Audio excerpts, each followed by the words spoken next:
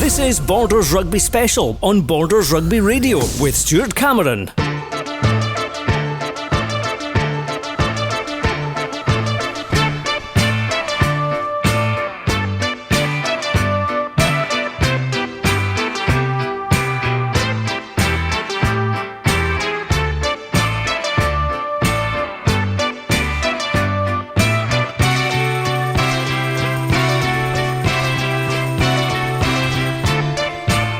Hello and welcome to Mansfield Park for this week's Borders Rugby Special. I'm Stuart Cameron. We're here for the next 3 hours, bringing you the latest score updates and live commentary from our featured match today between Hawick and Jedforest in the Premiership. And let's start off with a chat with the two coaches. We're going to hear from Mark Lee very, very shortly, one of the assistant coaches at Jedforest. But first I'm going to bring in Matty Douglas, who's of course in charge of Hawick. And Matty, 9 games played, still unbeaten. Not bad. Yeah, not bad start, Stuart. I think it's been one of the best starts we've had to a league season in a long time, and it's not through fault of our own. It's been hard work and just about keeping that consistency going. And of course it's Jedforest today. You've got a very good record against Jed. We actually were tracing back the last time they'd beaten you, and we think it was 2017 in the Border League around about Christmas time, and it was a close game then. It was 10 points to 8, but obviously since then it's been one-way traffic, but you won't take that for granted. No, I think that's a big thing.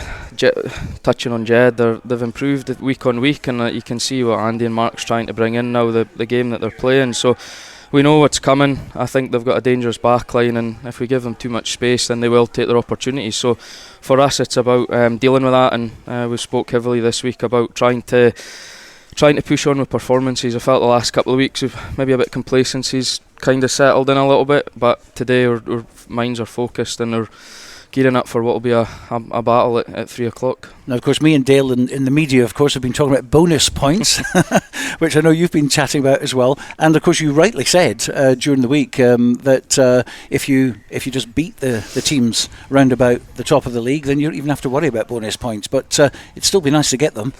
Yeah, I think I've seen it a few times about the talk about bonus points with us, and I totally agree. The points that are being said at times, our attack maybe isn't the greatest, but they're a young team, and it takes time to implement plans, and this isn't a plan that we've implemented this year. This is followed on for last season, and it'd be great to score 4 tries every game, but I think the thing with border derbies and a lot of them are tight nowadays, and if you get into a battle, that's when the mindset is that you just want to win the game. But I take on board everything. I do think at times we're going to have to fix our attack, and you need bonus points. We struggled last season. I think we're on the way to getting more than we did last year, but as always, bonus, you didn't want to rely on beating teams. You do need that security of try bonus to you didn't want to come to the end of the season and you're 2 or 3 points short of where you want to be, and it could have been overcome. Although the good news is it's a completely different system now. A league used to be a league, it's not anymore, it's playoffs,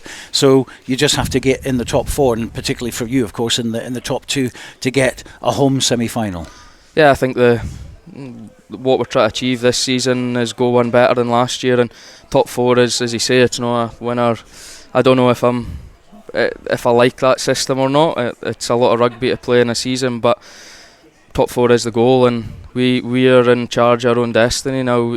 Teams are chasing us, and that's the bit that the players have to start to understand. We saw at the start of the season when Selkirk came, we got over that, and there's just it's just keeping players focused and what we want to achieve, and we've set in stone, there's no question about it. We want to win a league. That's the main goal here at Mansfield, and complacency kind of set in. We have to do our best, and I think the Graham had a great saying the other week that last year we were chasing, this year we're being chased, and it's about how we deal with that. It's a totally different pressure this year than what we felt last year. Just finally, before we bring Mark Lee in, a little bit of team news for you. Jay Linton has had to withdraw, but what a replacement. Reece Tate comes in at number 8. That's like for like, isn't it, almost? Yeah, look, I think Jay's been a massive player for us this season after career-threatening injury with rugby with his vertebrae last year, and he's watching him, he's not even the best 8 in the league, just probably about the best player in the league at the now. So we're disappointed to lose him. He's got a shoulder injury. It's nothing serious, but we don't want to risk him when we knew we had Reece there. We also got Stuart Graham, so to bring Reece in as a big boost. He's just back from injury and he's been training this week, and there's training's been pretty tasty this week with these boys there. So yeah, look, it's a blow for Jay, but at the same time have the quality of Reece to bring in. I'm excited to see how he goes.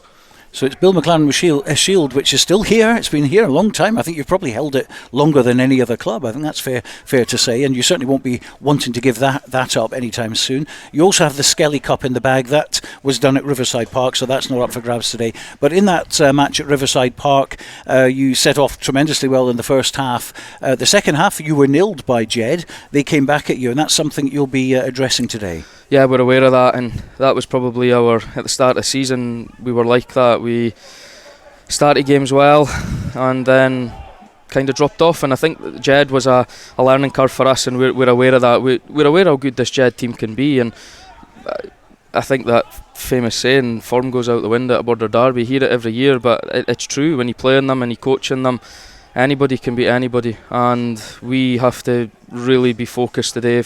I think this is a big step going into the next few weeks where the teams around us are, Aki's play Currie back to back, so it's crucial that we get a win today and go about our business in a kind of professional manner, but give Jed the respect that they deserve, because they're a really good team at the minute. So yeah, I think it'll be a cracking game come 3 o'clock. Well, we're certainly looking forward to it. We're 50 minutes away now from the kick-off, Hawick against Jedforest, our feature game at Riverside Park. I'm going to bring in Mark Lee now, who is obviously the assistant head coach, with Andrew Brown, who's busy out in the pitch at the moment. So we're delighted to have Mark Lee in, man who knows a little bit about rugby, played for the Army, of course, captain Scotland in the Commonwealth Games in Manchester. That was 2002, I think it was, and he's joined us now. Hello. Hello, Stuart. How are you? How's it going? Very well, That was 2002, wasn't it? Commonwealth Games? Aye, 2002, 2006. 2006 was it? Yes. As well, yes, that's right. You did it twice. A great experience. But today it's all about Jedforest and Hawick, and you know about these derbies. And 2017, we mentioned, that was the last time Jed beat Hawick. It was down here in the Border League at Mansfield Park. How have you approached this? Because obviously there's a mindset there, isn't there, that Hawick keep winning these games against Jed, and it's time for it to stop. Yes, I think we look at it not in terms of results, but in terms of performance. So we focus on our own performance in each half, and that's how we've gone ahead and thought about it and broken it down into sections for the boys. I mean, Hawick, top of the league. It's really good to see a Borders club at the top of the league, and that's absolutely fantastic. And they're obviously on a pinnacle at the top of the league now and ready to have someone take them off it. So today could be the day. That's right. Now look, you love your running rugby here at Jed with the backs as well, and great backline that you have. And looking at the moment, it just doesn't seem like a mid-November day. I mean, we've got 14 degrees out there, sun is shining, the pitch is firm. That'll suit Jed, won't it? We hope so. There's no wind. Like you say, it's like a sevens sort of tournament conditions. But we have got a strong pack, and we would like to try and match Hawick up front and give ourselves a platform with which to attack from, with, like you say, quite an experienced backline with some great runners. And the boys have got to enjoy it, and Jed enjoy running rugby, so we want to run. Now you've had 2 weeks off. Has that been a good thing for you to get a few of the old bodies back again?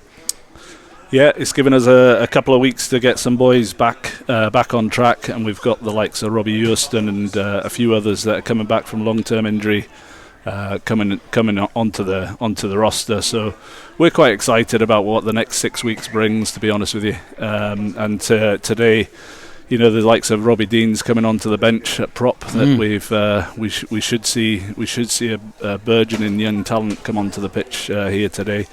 So getting some very good reports from a lot of people about him, and hopefully it'll give a chance for Big Paolo to have at least a 10-minute rest today. But we'll see how it all pans out. He hasn't scored for a while, has he? It's about time. He won't be coming off until he scores. Brilliant. There we are. I like the rules. Now, of course, we're at the halfway point, and you've got 18 points, you're in 7th place. Last season you ended with 30 points, so you're way ahead of that so far. Do you actually have a personal target for the club? I mean, can you still make the top 4, do you think? Or is that kind of gone and you're concentrating on just performance? I think the top 4 is still achievable, but I think what we need to do is we need to make sure that we're safe in the league, and that is the priority. That we win enough, we gain enough points to make sure that we're safe, and then we push on from there. So the old adage of taking every game at a time is relevant to us, and it starts today, hopefully on a good running pitch at Hawick. Excellent. Well, thanks very much indeed for coming up. We wish you the best of luck, and we hope for a really tight game today, and who knows what's going to happen on there. It's a really firm pitch, and sunshine is there as well. So thanks very much indeed to Mark Lee, and we wish you the best of luck. Thank you, Stuart. There it is. We're going to bring in Dale Clancy now. He's just arrived, and he's... He doesn't realise that he's going to be on air now, but he is. We've got Dale Clancy, of course, and Robin Purdie in the commentary box this afternoon. As I said, Dale is here now. What's your take on what the two coaches have said? But you've just arrived, in fact, haven't you? Hello. Yeah, I've just arrived, but I've been looking at a lot of the stuff that they've been saying in terms of the offside line and in the local press, and it's a big game. Both coaches and both teams know exactly what they've got to do, and I think the pressure is on Hawick. They've obviously got the Bill McLaren Shield on the line. They've got the undefeated record so far in the league, and they're the pace setters, but not by you think they've got an undefeated streak at the moment, but they're not streaking away from anybody in the league. Jed have played well, so I think they'll come down here with a little bit of confidence. They've maybe not had they've won 3, lost 6, but they've put in some really good performances. A credible win against Mar as well, so they're a team that can score points. They've got so many points on the board. The difficulty for them is making sure they shut up shop in the backfield, because they have been leaking points, but Border Derby's form goes out the window. Yes, it's the old cliche, but it's so relevant. And we had Matty Douglas a minute ago up here, and he was talking about the fact that one of the reasons, I suppose, for them not having the losing bonus points that, say, Curry and Embrackis have, is the fact that in Border Derbies they're taking kind of points off each other. Yeah, you tend to find that, and I think this window probably is more important probably more difficult for Jed, because they're going into Hawick away, Selkirk away, and then they've got Selkirk at home, and that is, they talk about the 3 fixtures that Selkirk had a few weeks ago, the run-up that they had with Curry, Mar and Hawick. This is equally as difficult. Border derbies are hard because they're so tetchy, they're stop-start, they're not usually high-scoring games, so in terms of not getting the losing bonus points, that's fine, but from a Hawick point of view, they've not been getting the try bonuses. They've only got 4 so far this season, so in terms of actually getting the points on the board, they're not doing that second part. However, I said it weeks in our last game against when Hawick played Selkirk, they're still getting wins, and the 4 points is probably more important than that extra one. Well, derbies, as you said, they're usually scrappy affairs with not much scoring. Do you think this will be any different today? I mean, we have seen some big scores put up by Hawick against Jedforest in recent times. Yeah, Hawick have, in the last 4 fixtures in the league, obviously after the split, Hawick were when Jed managed to get into the Premiership, Jed have failed to beat Hawick in the Prem. I think the biggest margin, there was a game that was 22 points to 44, it was at Riverside Park, so that has been the biggest scoring margin in terms of both teams. Apart from that, it's mainly been Hawick. Hawick have been getting all the points. But this is, I feel like, a different Jed. They've started to stabilise a little bit. I think they had, obviously, the first season that they were in, and it was really difficult for them last year, and they've really settled. It's a difficult one to call, but the conditions out there are really, really good. Even just looking out on the pitch just now, obviously the sun's low, so there's like a quarter of the pitch here which is shaded, but the rest of it is in glorious sunshine with long shadows over on the far side. So it's certainly conditions for wide rugby, and this pitch at Mansfield is big, and that's when you want to see the likes of Mason Cullen, Shearer Gibb for Jed get a little bit of space. But equally, we want to see the Hawick backs as well, especially in the midfield. I think Riley and Mitchell, they'll be looking to try and forge that partnership, but they do have equally explosive wingers in Ferguson and all in the back line. Okay, it's going to be interesting. It all kicks off at 3 o'clock. Thanks for the moment for Dale and Robin Purdie in the commentary box for a 3 o'clock kick-off. After the break, we're going to take a look at the other border games going on this afternoon, and of course some games have already kicked off at 2 o'clock, and we'll bring you up to date with all the news after the break. Based in Galashiels but covering the whole region and beyond, Borders Mortgage Hub is your one-stop shop for all things mortgage related in the Borders. Visit us at bordersmortgagehub.com or call us on 01896 807 008. That's 01896 807 008. Borders Mortgage Hub. Mortgages for the Borders in the Borders. Hi, Nicky Walker here, Curriculum Learning Manager for Sports and Outdoor Activities at Borders College. Have you ever considered turning your passion for sport into a rewarding career? If so, then why not get in touch at borderscollege.ac.uk/sport. Borders College, regionally focused, globally engaged. To commemorate the 7th anniversary of the opening of the Borders Railway, an 8 DVD box set is now available featuring the complete series Borders Railway from start to finish, plus the full hour-and-a-half documentary 5 Years On, which examines the possibility of an extension to Carlisle, plus extra features including a cab journey along the entire Borders Railway, all for the special price of just £14.99, including post and packing. You can get your copy direct from hotdisc.co.uk/shop. That's hotdisc.co.uk/shop. The 8 DVD box set, The Complete Borders Railway, is available now. When the weather's dreich and a storm's a brewing, you need a strong, windproof, quality umbrella delivered with good old-fashioned customer service and at an affordable price. Up here in Umbrella Heaven, we say you tackle the ball, we'll tackle the weather. UmbrellaHeaven.com for when the heavens open. Hello, this is George Ingles here, and I'm thrilled that my songs are now available on 2 albums, Anthology and Lockdown Blues. Late in the evening,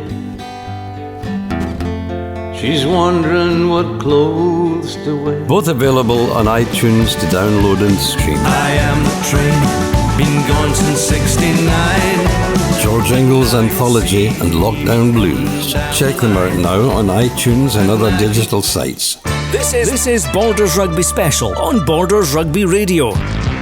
OK, let's turn our attention to the other matches involving Borders sides being played today. And yesterday I sat down with Robin Purdie to go over them. And let's start with Selkirk's crucial away game against Glasgow Hawks. Selkirk's 5th in the table. Hawks are in 4th. Let's hear from Selkirk head coach Scott White. One we're really looking forward to, going up to Ballgrey and Glasgow Hawks. We know what it means to us. It's kind of that pinch point of the season, I dare say, after coming away from Hawick and Currie with no points, not even a losing bonus point for the efforts that we put in, which I thought was fantastic, just to come up short in both games. But we've taken a huge amount away from it. We refocused. We had a wee bit of a lighter week last week in terms, and we just went through real clarity in terms of expectations of players, coaches, and obviously, game management and where we want to play the game this week. So there's been a real clear focus going into Hawks this week, which proves a really, really crucial game in terms of top 4 aspirations. They're 2 points currently above us, so I'd much rather leave Hawick Hawks on Saturday 2 points in front of them instead of 6 points behind them. So look, we know the task at hand. We know it's going to be a huge game for us away on the road. But we've actually been competed fairly well away from home this year, which is really pleasing. And then squad-wise this week, we're obviously strengthened by the Super 6 draft this week, so Alan Ferry and Ben Pickles are both available for selection. Russell Anderson will miss this week and hopefully feature at some point next week. Also, which is great at the club, we've got the likes of Callum Anderson, Ethan McVicker, Donald Nichol, Callum Smythe, all returning to the kind of fold over the next few weeks. So selection-wise, obviously been really tough, probably not helped by not having any rugby last week, but pack will remain kind of similar to what we were beforehand at Hawick at home, and backline wise we'll probably have a look at a couple of tweaks here or there with Ben Pickles coming into the backline. A huge amount of competition for places now, which is great, and it makes it tough for me. And as I said to the players, if you get an opportunity in the jersey, it's up to you to take that now. So it's performance based, as well as we've got to keep everybody in the loop and continuing the way that we all want to finish, and that's kind of the main goal of the top 4. So huge amount of focus this week, and one we're all really looking forward to. So just to recap, Scott White there, of course, head coach of Selkirk. They've drawn against Hawick, they won at Musselburgh, they won at Golden Acre against Herriot's Blues, and of course the big one, they won at Fullerton Park against Mar. So some performance there, and obviously looking to leapfrog into that playoff position. Yeah, specialists on the road. Selkirk, I've really liked how Selkirk have went about their business this season. We've spoken before, they've got a lot of boys back from injury. They're a bit like Hawick, it appears to me, in that they're all pulling in the same direction. They recruited really well in the summer.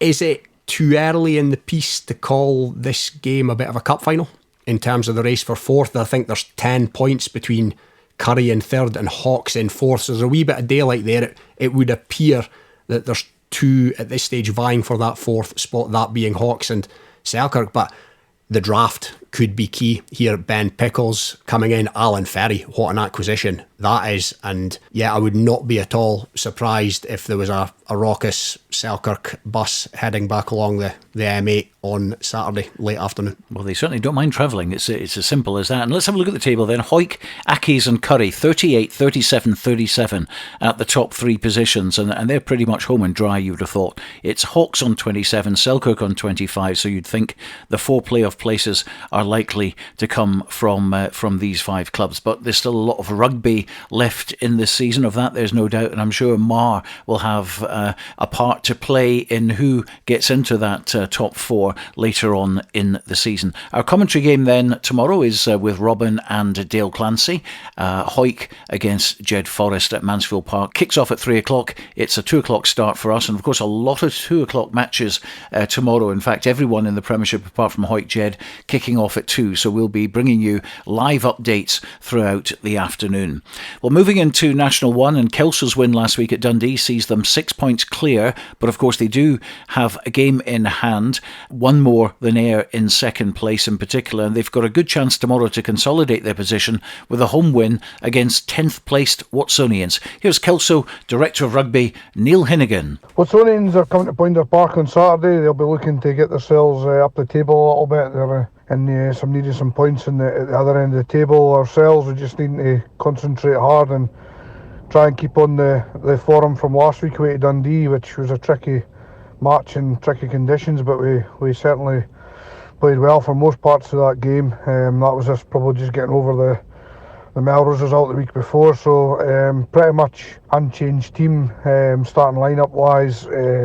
On the bench, sees a little bit of a juggle around. Ewan Knox comes in to the bench after being injured at Melrose, and Murray Woodcock drops out and Fergus Common comes in, who's been playing very well for Kelso Sharks, so he deserves another chance.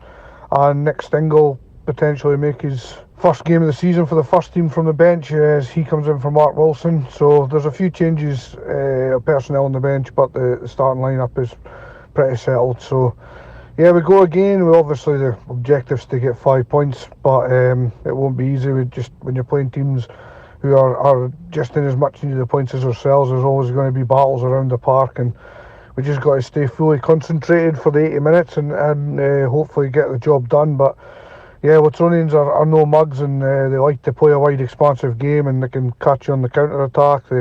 They've got some very good players and a youthful team, and we're fully aware that it's going to be a hard one, but one we're hoping that we can do well in and hoping we can get another 5 points. That's Neil Hinnigan. Kelso going very well on the road, putting 50-odd points past Dundee. And let's not forget, as he told us last week, Dundee had won probably the last 20 years of home games against Kelso.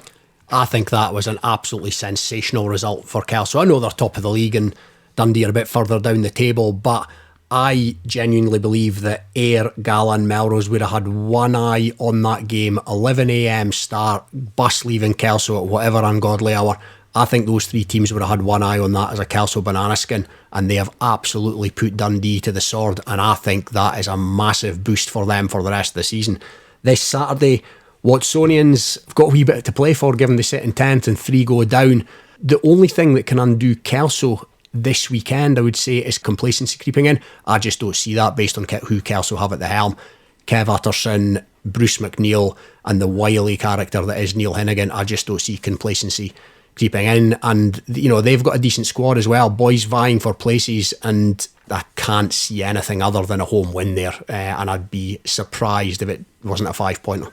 Yeah, they've just had the one blip, of course, against Melrose on the 3G pitch, which they don't seem to like the 3Gs. It'll be very interesting to see what happens when they go up to Highland, of course, but surely no problems at Poynter Park for them on this occasion. Now, we've been watching Ayr sneak up to second with Gala and Melrose just behind them, but of course, after a game against Biggar, Ayr will be playing Gala twice, Kelso and Highland in the next 4 matches, so we're going to see how serious their challenge is as they face the teams in the top half, and that really is going to be crucial. They're not in the Borders, obviously, and the other 3 teams in the top 4 are from the Borders, so naturally we've paid a wee bit more attention to Kelso, Gala and Melrose, but Ayr have came up on the rails, almost under the radar, and they are right where they need to be, right there or thereabouts. As you say, massive 4 weeks for them, which will absolutely determine the rest of their season.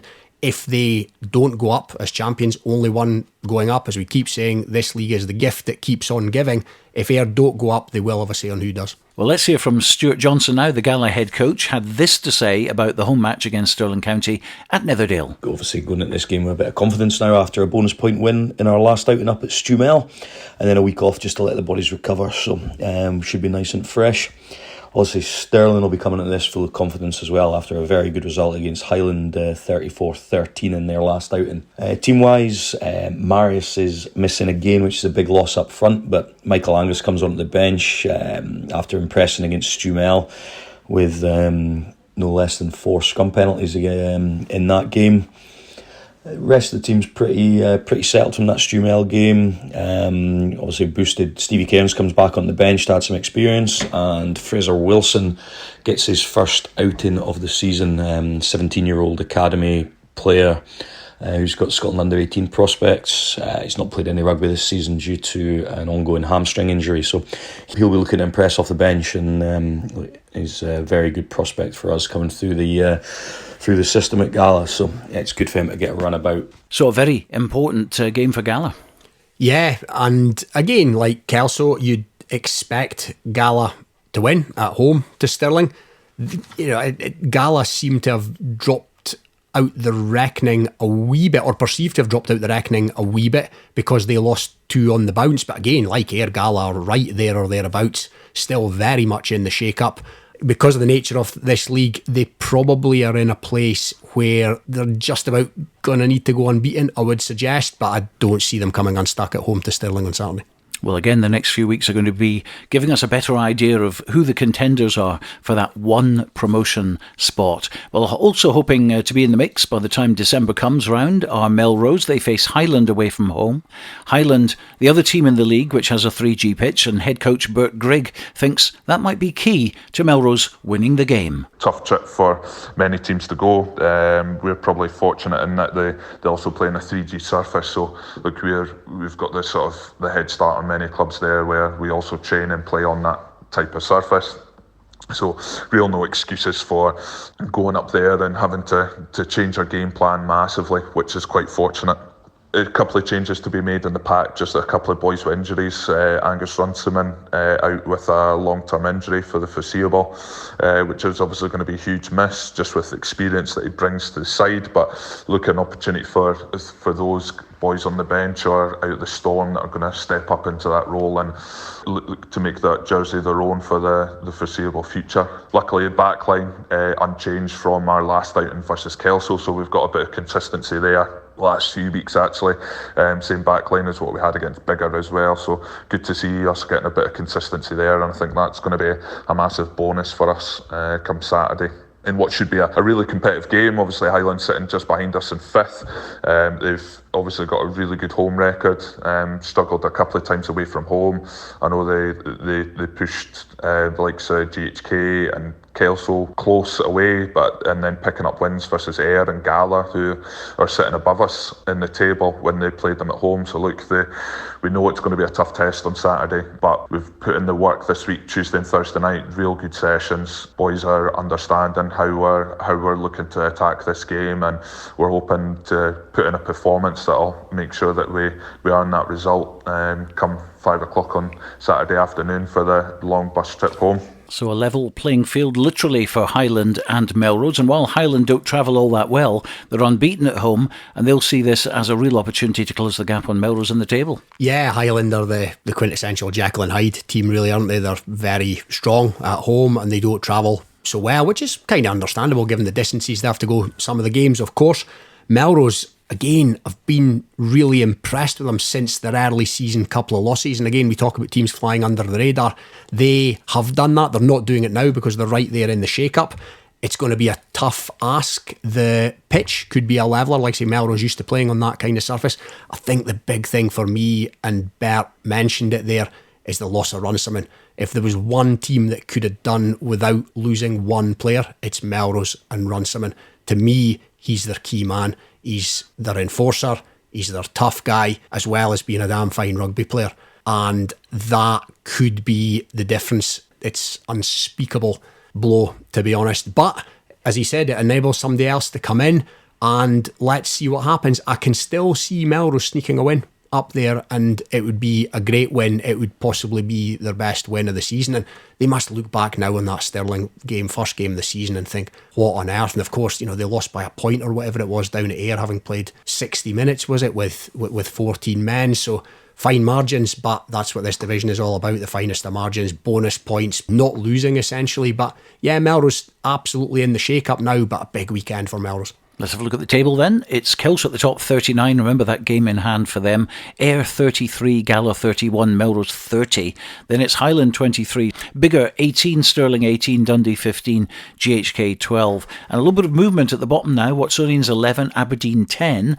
2 wins for them now. And Stewmel at the bottom with 6. Yeah, 3 down at the bottom this season. Watsonians, have got plenty to play for against Kelso this week, as I say. But yeah, Aberdeen picking up that, Aberdeen almost looked dead and buried, winless for the first 6 games or whatever it was, but they've picked up a couple and the prospects just look a bit better. It's now Stewmel, for whom things look a wee bit ominous, on 6 points at the bottom. Stewmel only win was in fact on the first day of the season at home to GHK, but of course they did get within 3 points of Highland and Biggar at Inverleith, so they're no mugs and they could yet score some points. Oh yeah, it's still, they're not out of it, absolutely not. And I think they went all right in the second half against Kelso as well. I think was it Strachan, this veteran scrum half they brought on, and that sort of almost changed the game. So, no, they're not out of it yet by any stretch of the imagination, but they need to start picking up some W's somewhere along the line. Moving to National 2, and good to see a Borders team at the top of the table in this league as well. Peebles 3 points clear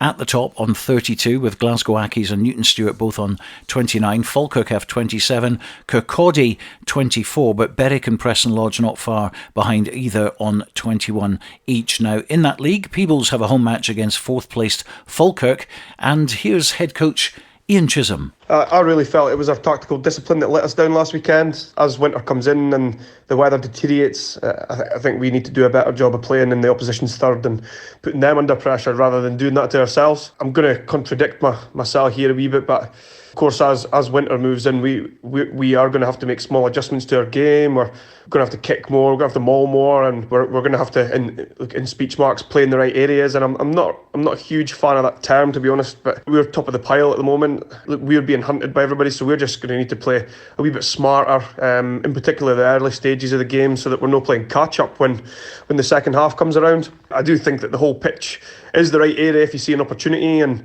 look, I back the players, and it's up to them to be brave enough to ID and execute under pressure. And I think the 50-22 rules has helped us a lot. So we think there's always space to attack, whether that be run space or kick space. But again, we're going to have to, particularly this weekend, we're probably going to have to kick a bit more in the early stages of the game and put them under pressure rather than kicking off the back foot and struggling to get out of our half. Some positives to take out of last week. Our set piece was quality. Line out wise, John Napier hit every single one. His combination with Rowan McKeever was key. I thought we brought a lot of tempo to not just our line out, but how quickly we were getting to set up for a scrum and get them through it. We really weren't giving the opposition an opportunity to rest at all. Our ability to grind out a result when it mattered was also key, and the ball was in play for 40 minutes, for over 40 minutes, and that's huge for club rugby. So we know we're fit enough to keep going through that 40-minute mark, but of that 40 minutes, we only had about 40% possession. So we need to start spending more time with the ball in the right areas of the field, again in speech marks, and But it's also interesting to know that we can influence ball and play time when we don't have the ball.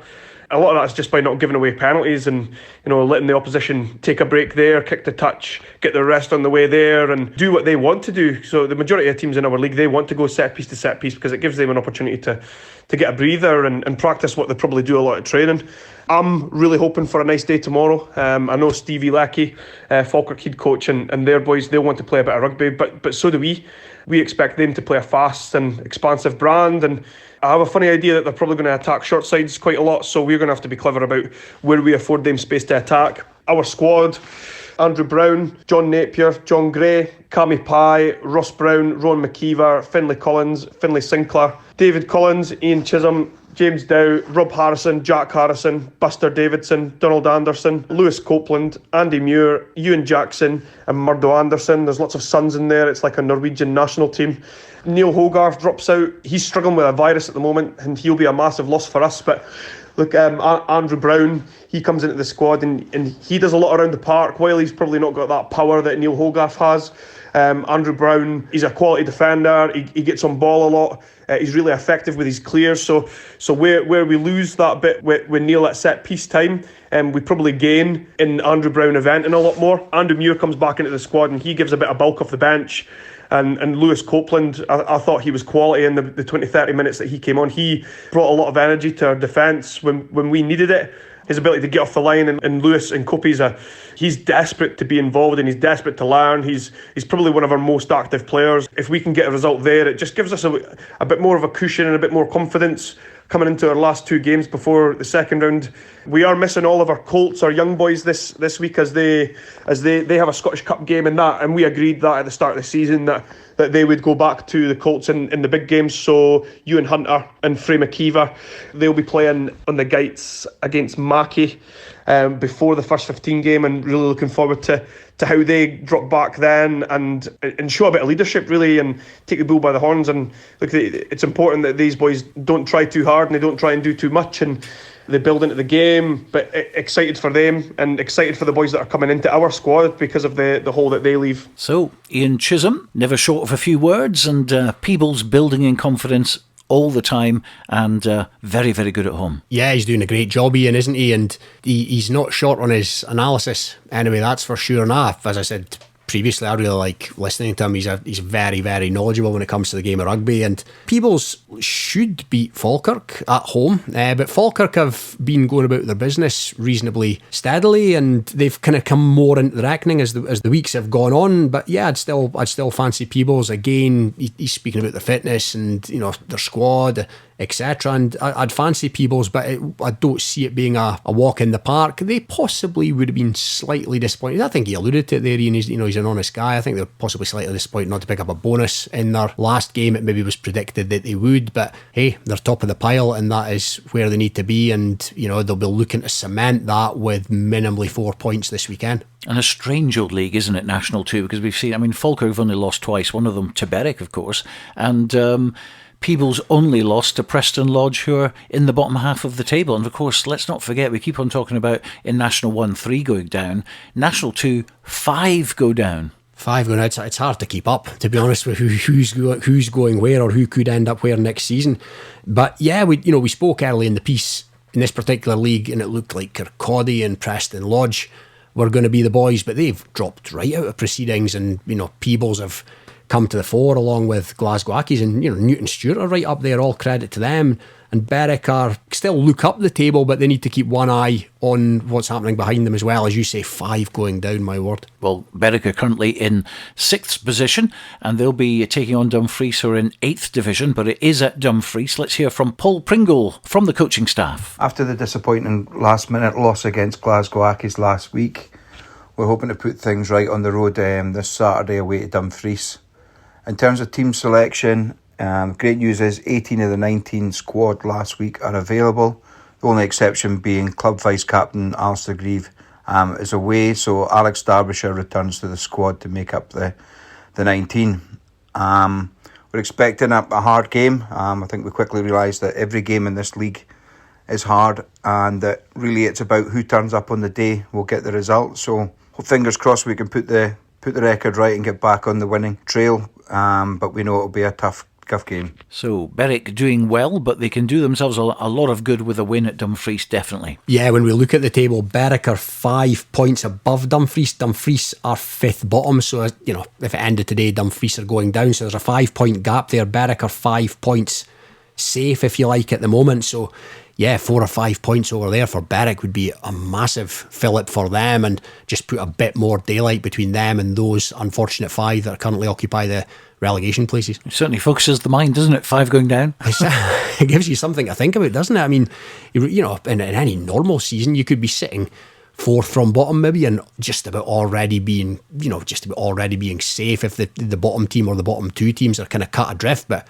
no, you've still got plenty to think about unless you're in the upper echelons. Absolutely, and of course in Division 3, 6 go down, so it's even worse there. But of course, a National League Division 4 being introduced next season, and the reason for all this, of course, is because they're uniformly making them 10-team leagues from the Premiership right down to the National League Division 4. So that's 50 clubs playing National Rugby next season. Hence the upheaval.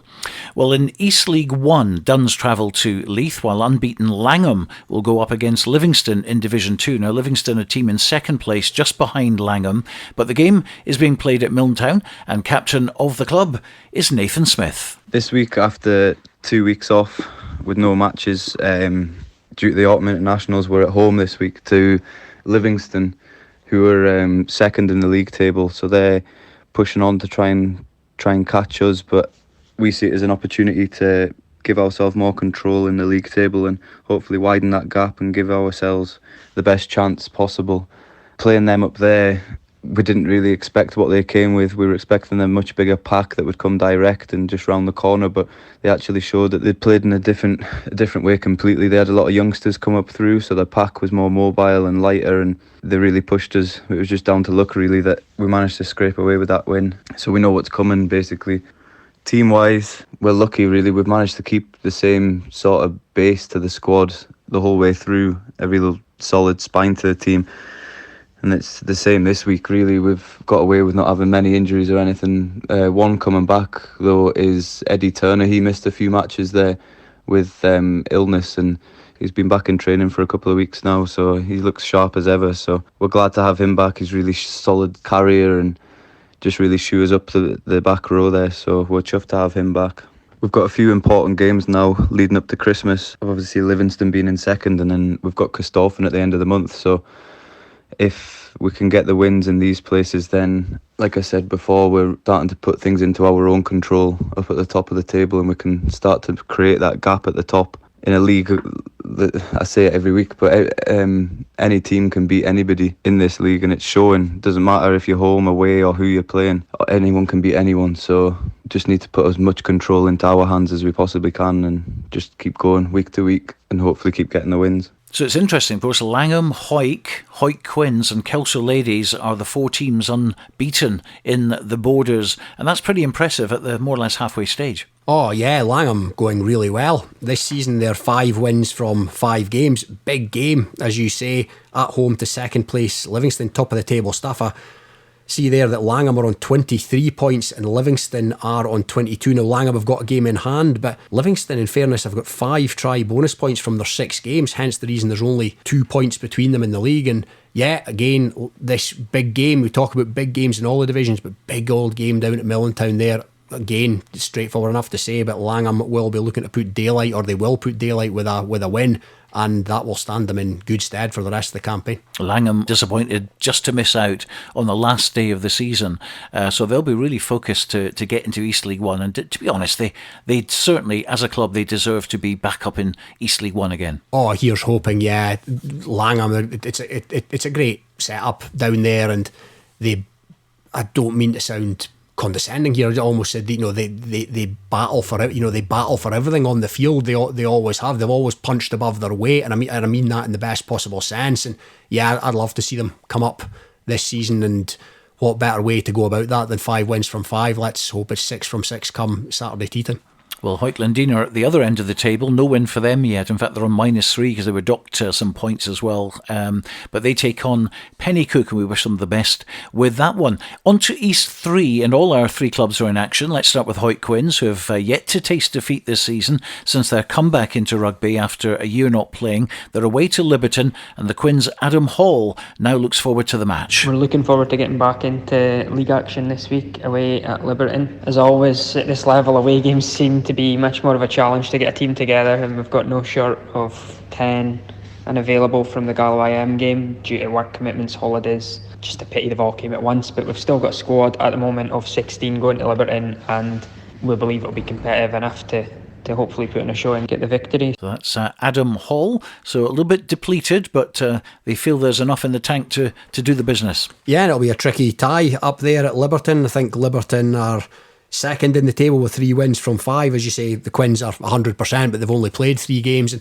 I think, again, I don't know what's I'm condescending, but it's just great to see the Quins getting rugby again. Obviously, they had the season away, but they're back, they're doing well. The mighty Quins, there's a few old stagers, I think, in the ranks as well. And again, that's great to see that, you know, if you've got young stagers, old stagers, just get boys on the park. And a big result for them, of course, earlier in the season was smashing Edinburgh Northern, who were 5 from 5. And, they really dismantled them. And, of course, they're now in the bowl final, the East Bowl final, to play the Edinburgh Uni Medics. And that's taking place at Peffer Mill in a few weeks' time. So we certainly wish them well. We could even, on their comeback, get some silverware in the cabinet. Oh, yeah, it would be great to see. I've always had a lot of admiration for the Quins, in the same way that a lot of admiration for Lundin, and back in the day the YM and the Trades. It really is a great indictment, if you like, of Hawick Rugby, that these teams exist in their own right. And yeah, if they can pick up a bit of silverware, then absolutely fantastic. Well, I mentioned Edinburgh Uni Medics, who are playing the East Bowl final against Hawick Quins. Earlston are actually on the road at Peffer Mill, which is where Edinburgh Uni Medics play, and their captain, who is always positive, Aaron Patterson, he gave us his thoughts. Peffer Mill's a wonderful pitch to play on. Nice and flat.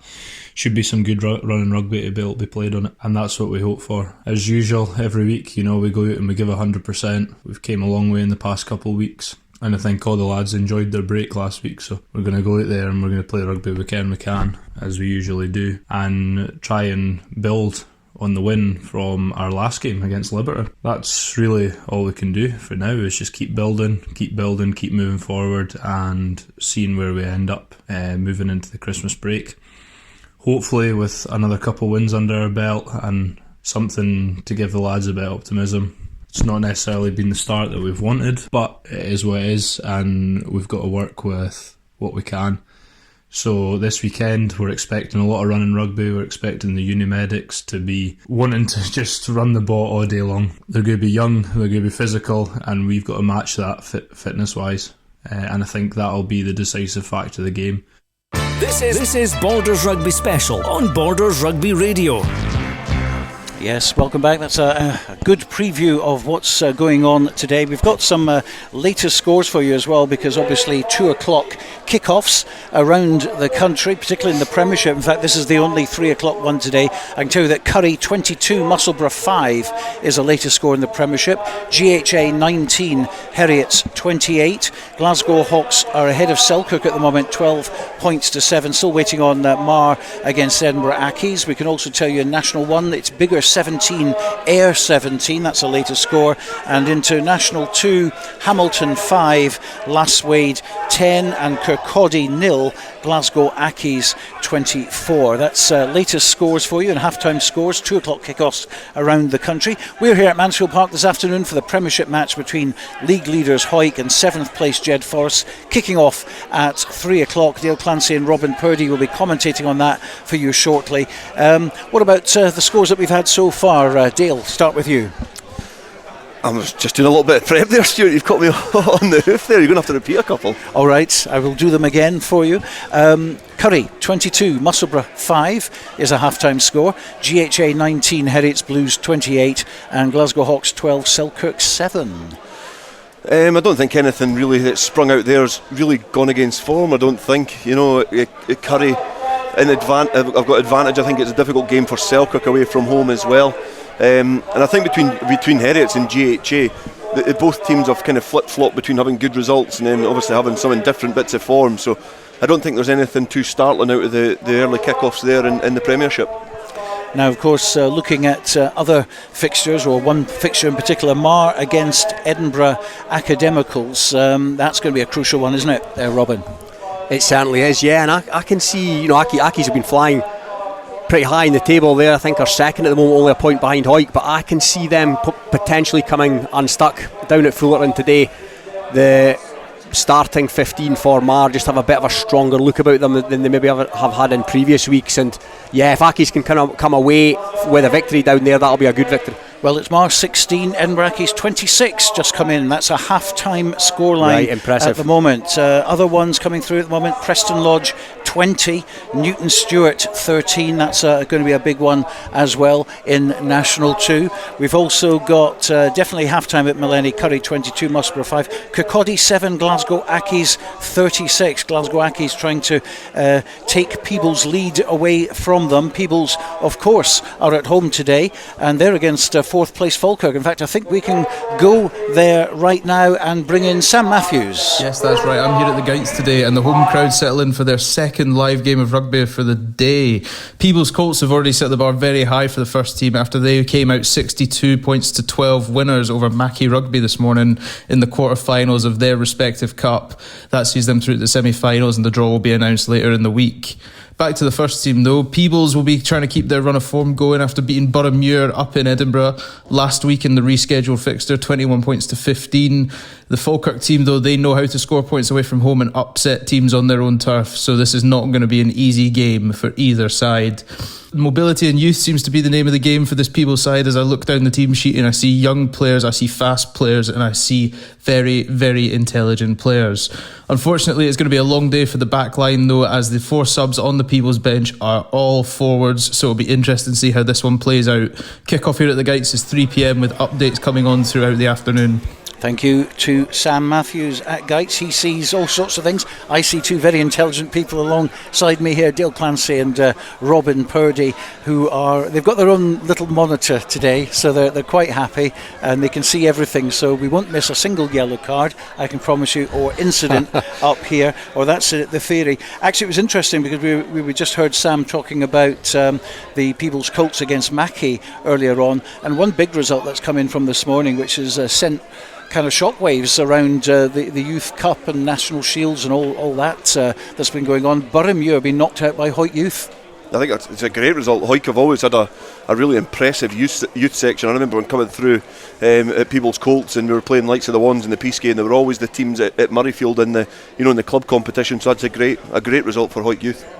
So, latest score coming in at the moment. We'll be updating these because a lot of 2 o'clock kickoffs. It's currently Kirkcaldy 7 and it's Glasgow Accies 41 now. So Glasgow Accies on fire there in National 2. But of course, Peebles top of the table. And Robin, Peebles good value at the top, I think, of National 2. Yeah, Peebles have been impressive. We said in the preview show last night, or I said just how impressed I've been. I think Ian Chisholm's doing a great job up there at the Guides, but yeah, that's what looks like it's going to be a very good away win at Kirkcaldy for Glasgow Accies, which will gives Peebles something to think about, I guess, this afternoon.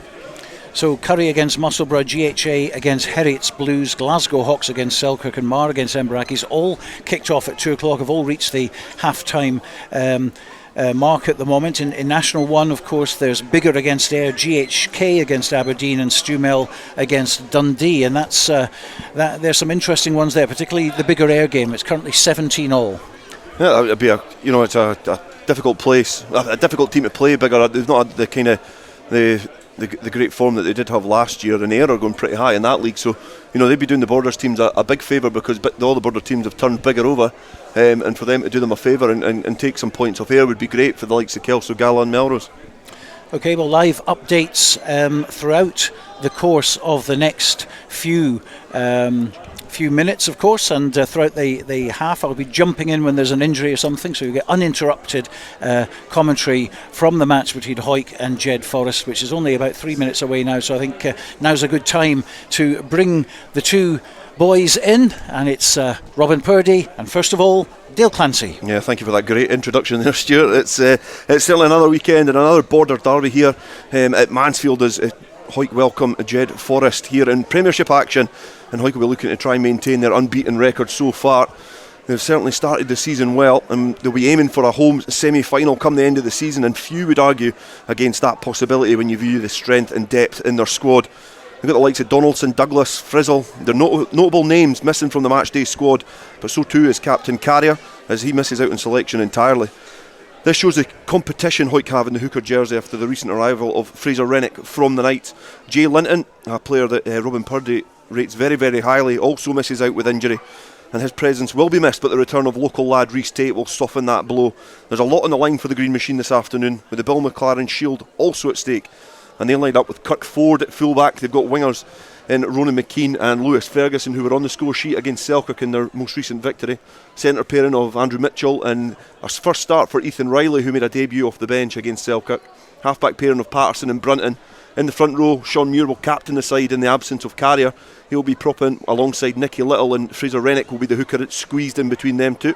Fairbairn and Redpath are the second row pairing, with Sutherland and Rennick hit flanker with Rhys Tate at number 8.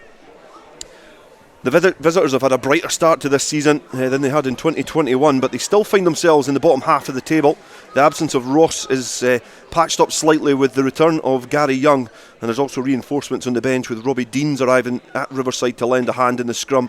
The visitors will be relishing the opportunity to turn over their near neighbours, but they themselves have not tasted success on this paddock since 2017, when they won 8 points to 10 in a Border League and Skelly Cup double header. And from the Jedforest arsenal, they have deployed Lewis Young at fullback. They've got Robbie Shearer-Gibb and Mason Cullen on the wing. In the centres, they've got Ricardo Ferreira and Gregor Young, with a halfback pairing of Bambrick and McGough. A front row of Paxton Scott and Paulo Ferreira, with the second rows of Wardrop and the captain Clark Skeldon. And in the back row, Elliot Lauder, Ben McNeil and the returning Gary Young. Alongside me, as Stuart did mention, is co-commentator Robin Purdie, and Hawick certainly, you would imagine, would start this one as favourites, but Border derbies, you probably wouldn't put your mortgage on it. Yeah, well, I certainly would have said that in the first game of the season here, where Hawick played Selkirkdale, and that ended in a draw. But I don't think the table lies. You have to make Hawick favourites, given that they're unbeaten and they sit top of the pile. But Jed can rack up points. They've showed that, and I have to say, for November at Mansfield, it is a glorious day for rugby. Not a breath of wind. The sun is shining, and yeah, I'm looking forward to what should be a great game. Yeah, the sun is raining over the park here. It's moved slightly since we first took up our position in the commentary box, as the sun is starting to show on a little bit more of the field. But I was explaining about the depths of the squad, and you know, the notable one is obviously the absence of Carrier, the club captain. He's playing over at Mansfield Park over the side there. So obviously it shows the depth in the front row, but Jedforest are missing the likes of Marshall, Roth, Buckley and Law. Is that going to have a big impact on this game? Yeah, I think Hawick naturally have the stronger squad. I think Hawick have got the strongest squad potentially in the league. Like I say, the table doesn't lie.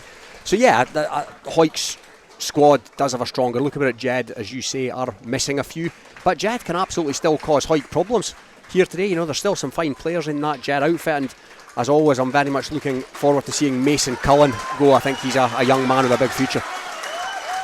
Jedforest have made their way onto the field, led on by their captain Clark Skeldon in the number 5 jersey.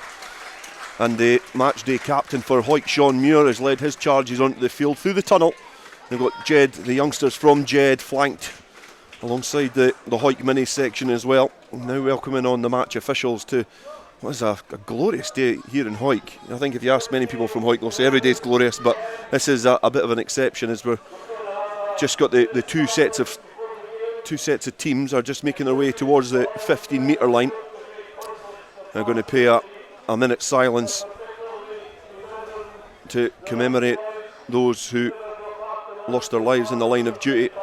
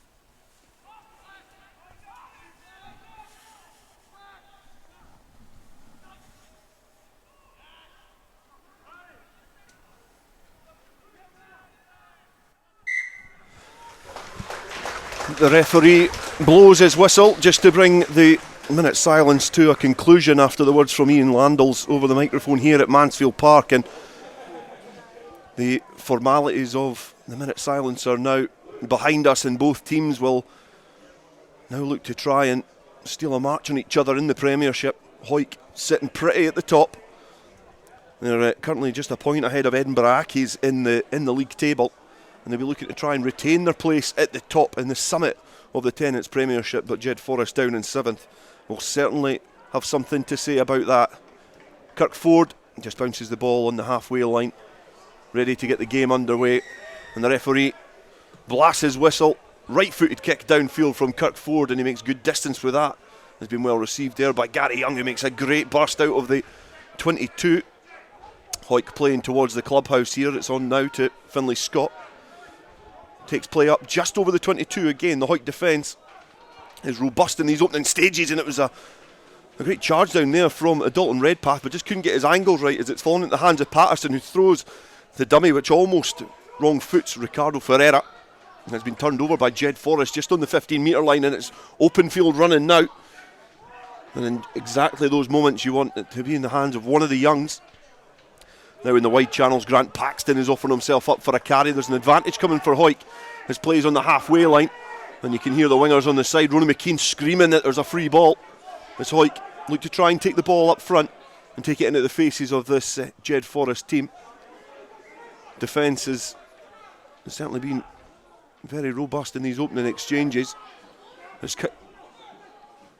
As Brunton kicks downfield, he's managed to find the hands of Lewis Young, who looks to kick downfield but has been charged down, but has fallen back in a Jedforest hand as he look to try and catch Hawick unawares round the fringes.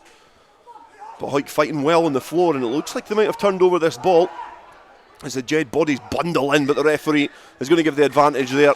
It's a penalty to Hawick. Good work on the floor, but it's been a touchy opening in terms of the kick chase there. Dalton Redpath almost got one charge down, and there was almost another one in there for Hawick as well, but they do win the penalty.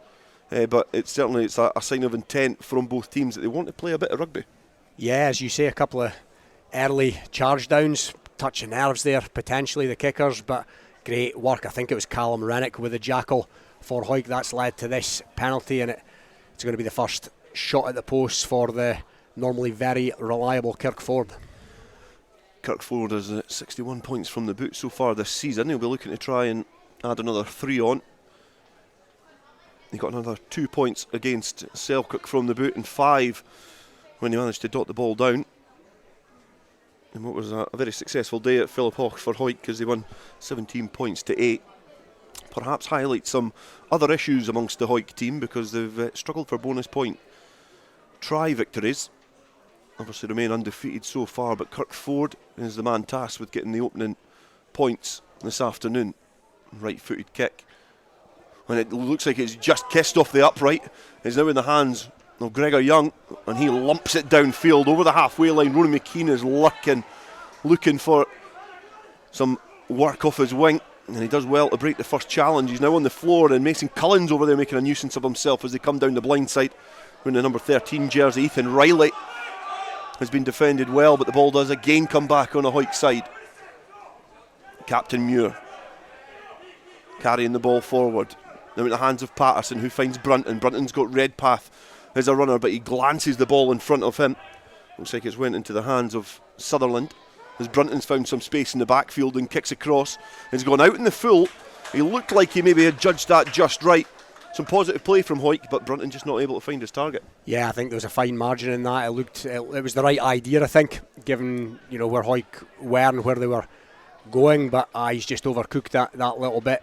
Brunton, and they're going to come back for a Jed line out. But yeah, it's Hawick had the slight ascendancy, you could say, for what has been of the first 3 or 4 minutes, but I've not been able to carve this Jed defence open yet.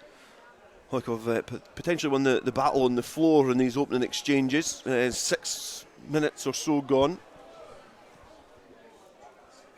and it's scrappy off that line out. It's been a knock on from Hawick, and it's going to be a put into the scrum for Jedforest, and this is going to be interesting. Obviously 2 very good front rows there, Sean Muir, Fraser Rennick and Nicky Little for the home side against Paxton Scott, and a big man to move in Paulo Ferreira. Yeah, I think it's the first scrum. As you say, it's going to be interesting to see what happens, but I wouldn't be at all surprised with those two front rows if there's parity. But I don't see there being much by way of movement in this first scrum, at least.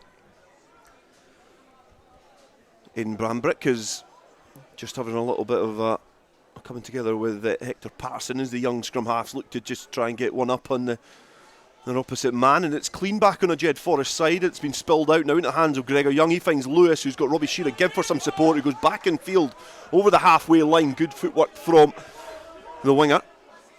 And now into the hands of Gary Young again. He carries a big ball carrier, the number 8. Now Jai McGough distributing well at fly half. And he does well to recycle himself round as well as he looks to try and take the play up into the faces of the Hawick defence, but he's been wrapped up and swallowed up there, but it has come back on a Jedforest side. And it looks like that's been good work from Dan Wardrop there. And Jedforest, I did say the Hawick had won the battle on the floor, but Jedforest now giving as good as they can get. There's Jai McGough. Kicks downfield down the throat of Kirk Ford. He returns the ball in one of the ugliest spiral kicks you're likely to see, but it is inch perfect from the fullback, and that's going to be an interesting battle because Jai McGough looks like a completely different Jai McGough to what I remember last season, and Kirk Ford is a formidable kicker as well. He's been a real integral part of this Hawick team, so the kick battle is going to be really interesting. Yeah, even Kirk Ford's bad ones are good. But no, you're right about McGough. I've been impressed by him in recent weeks. He looks like he looks like a man with a bit of confidence, and that looks like it's helping his game no end. I think you're right. I think he looks like a man. He's certainly filled out. He looks assured with the ball in hand in these early exchanges, but it's come back to the tail of that line out, and it is the first real charge that we're going to see of Fraser Rennick. He charges up towards the 22. Sean Muir just getting a bit itchy feet and overrunning the mark, but now Ethan Riley, he spills the ball over on that far side. He's just put a little bit too much on that for Kirk Ford, who tries to keep it in with his right boot on the line of the 22, but it dribbles out, and that was a great opportunity for Hawick. Really stretched the defence, but Ethan Riley perhaps could have just kept that and just went to the next man as opposed to spilling that ball wide. Yeah, I think he almost tried to miss a man out as well, almost the kind of Hollywood pass when the more straightforward one might have served him better, but my word, if his highlight reel is anything to go by, he is a player, so let's keep an eye on him. Ethan Riley wearing the number 13 jersey, but he is lining up at 12, and Andrew Mitchell, who's got 12 on his back, is lining up at 13, so and certainly keeping us on our toes in the commentary booth here at Mansfield Park. But Jedforest from the line out set up a maul, and it's now in the hands of McGough, who looked to try and pass it out the back door, but he's been wrapped up well by Riley. He's conceded some territory as well, as Jedforest have been marched back inside their own 22. Jedforest looking to try and steady the ship and find an exit route out of their own danger zone, and they found just that. It's a good clearance kick. It's got a lot of distance, but most of the length was probably on the wrong side of the touchline there for Jedforest. Yeah, and Hawick are certainly with the territorial advantage in the opening exchanges of this game, and not too much to show for it as yet. Obviously the missed penalty, I would have put my house on Kirk Ford kicking that, actually, just to go back to that. But yeah, decent attacking platform for Hawick here. That's not a statement to take lightly for a man who deals with mortgages as his day-to-day job. Yeah. It's a throw into the line out for Hawick. It's been well received there by Connor Sutherland. And now Rennick, Callum Rennick this time. As Hawick go against the grain into the hands of Brunton, and he now fishes the ball out to Ferguson, who dances back in field. That heavily strapped knee of his will certainly be a target for these Hawick Jedforest defenders as they look to wrap him up and keep him quiet. It was a try scorer in the win against Selkirk, and what was our last outing on Borders Rugby Radio. But that's a great ball from Brunton. He's found Fraser Rennick, who's just splintered the Jed defence, and he falls over his own feet as he's pierced through this defence. Sean Muir now throws the dummy, goes inside both Gregor and Lewis Young, and the ball is there. But that's great work from Gregor Young. If he stole that back, that has saved what would have been a certain try. But Kyle Brunton showing the exact attributes that people have expected from him at Mansfield Park, because that was an excellent ball, a great line from the hooker Fraser Rennick, just maybe getting caught underneath his own feet, but the second phase was there, and perhaps the defence from the Youngs certainly wrapped that up. Yeah, great defence, as you say, from Gregor Young, and it needed to be. That was the first meaningful attack from Hawick, and they looked dangerous there. to me that looked like they had numbers on this near side, and that's another one that's possibly gone a begging for Matty Douglas's men. Yeah, that was a good opportunity. Great distribution from Kyle Brunton. I think he's a really good 10 when he's behind a pack which is so dominant like Hawick, and I think certainly seasons gone by, I don't think Hawick have benefited from being on the front foot all the time, but certainly this season they're relishing the role of being the heavy hitters up front. There's the driving maul now from Hawick, splinters on the Jed22, but it's remained intact as the green jerseys just cluster back round Fraser Rennick. It's now into the hands of Connor Sutherland, who's almost choked out. But the referee has awarded the penalty towards Jedforest, but he's given a quick blast of his whistle a couple of times. He's now going to be having a little conversation with Fraser Rennick. Went into that with a shoulder potentially. He's having a word with Sean Muir and Fraser Rennick. It's going to be interesting to see what the referee does if he gets that itchy pocket, which he does. The colour is yellow. So from almost a try-scoring opportunity, he's now going to spend 10 minutes in the bin. Fraser Rennick, the Southern Knights co-captain in the most recent Super 6 campaign, making his first start back in a white jersey. The hooker's been guilty of infringing there, and the referees went to his pocket. Hawick, 10 minutes into this game, down to 14 men, and Jedforest with the penalty inside their own 22 can kick clear. Yeah, I did think as soon as I seen Rennick flying to that contact, I thought, yeah, he's going to get pinged here, and that's probably the right decision by referee Sam O'Neill. So yeah, Jed with the man advantage. They've not had much territory to play with in what has gone in the first half so far, so yeah, let's see what they can do with the extra man. I think head coach Andrew Brown will be pretty happy with the scoreline still being 0-0. There's been perhaps 10 points worth of opportunities for Hawick, and it still remains 0-0 here after 11 minutes. And Dalton Redpath, who needs a lifter when you've got his height, manages to just paw that ball back. And Callum Rennick is the benefactor with the ball in hand, makes some good yardage as Patterson distributes to Brunton, who finds Riley. He's looking to try and line up Gregor Young, but just gets a shoulder for his worries and dragged it down to ground as Captain Muir takes play up towards the Jedforest 22 on the hillside here at Mansfield Park. But Jedforest again managed to steal that back, and now they're going down the blind side. Lewis Young manages just to bounce off the first defender when he gets clattered by Nicky Little and Kyle Brunton. Lewis Ferguson was in there as well, as the Jedforest scrum half looks to distribute the ball, but just gets surrounded by some scramble defence from Hawick. Jedforest still inside their own 22, just escaping it. And no more as McGough goes cross field. He's trying to find Mason Cullen, but the ball has went to ground first, and it's bobbled out the field of play as the number 11 and number 14, Ronan McKean and Mason Cullen, have a little bit of a pushing match, but there was a good option there from Jai McGough, showing a bit of innovation. Yeah, confidence again from McGough, but there was some big hits in that passage of play, wasn't there? And it's just starting to feel just a wee bit spicy.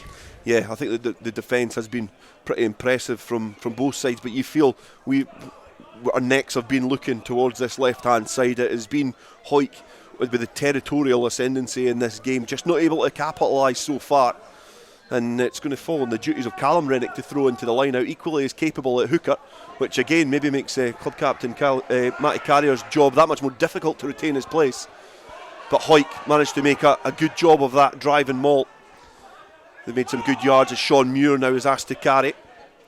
Patterson finds Brunton, who's got Riley again. It's a combination, they're linking up well. Now Ferreira manages just to intercept as Riley looked to try and break free. Now Robbie Shearer again almost goes through the gap there as Jedforest escape their own half now over the Hawick 10 metre line. And now Bambrick, and now Scott offloading really well there as Jedforest are keeping the ball alive. Mason Cullen bouncing back off his feet as Jedforest in the blink of an eye are now in the Hawick 22. Aidan Bambrick digging about there and burrowing into that ruck, trying to find the ball, but it's not coming back as Hawick make a mess of it. Rhys Tate communicating with the referee, trying to perhaps slow play down, and Jedforest have now found themselves camped inside the Hawick half as Paulo Ferreira now carries the ball forward. Bambrick, he finds Scott, he goes forward, but it's great work over the ball there by Callum Rennick.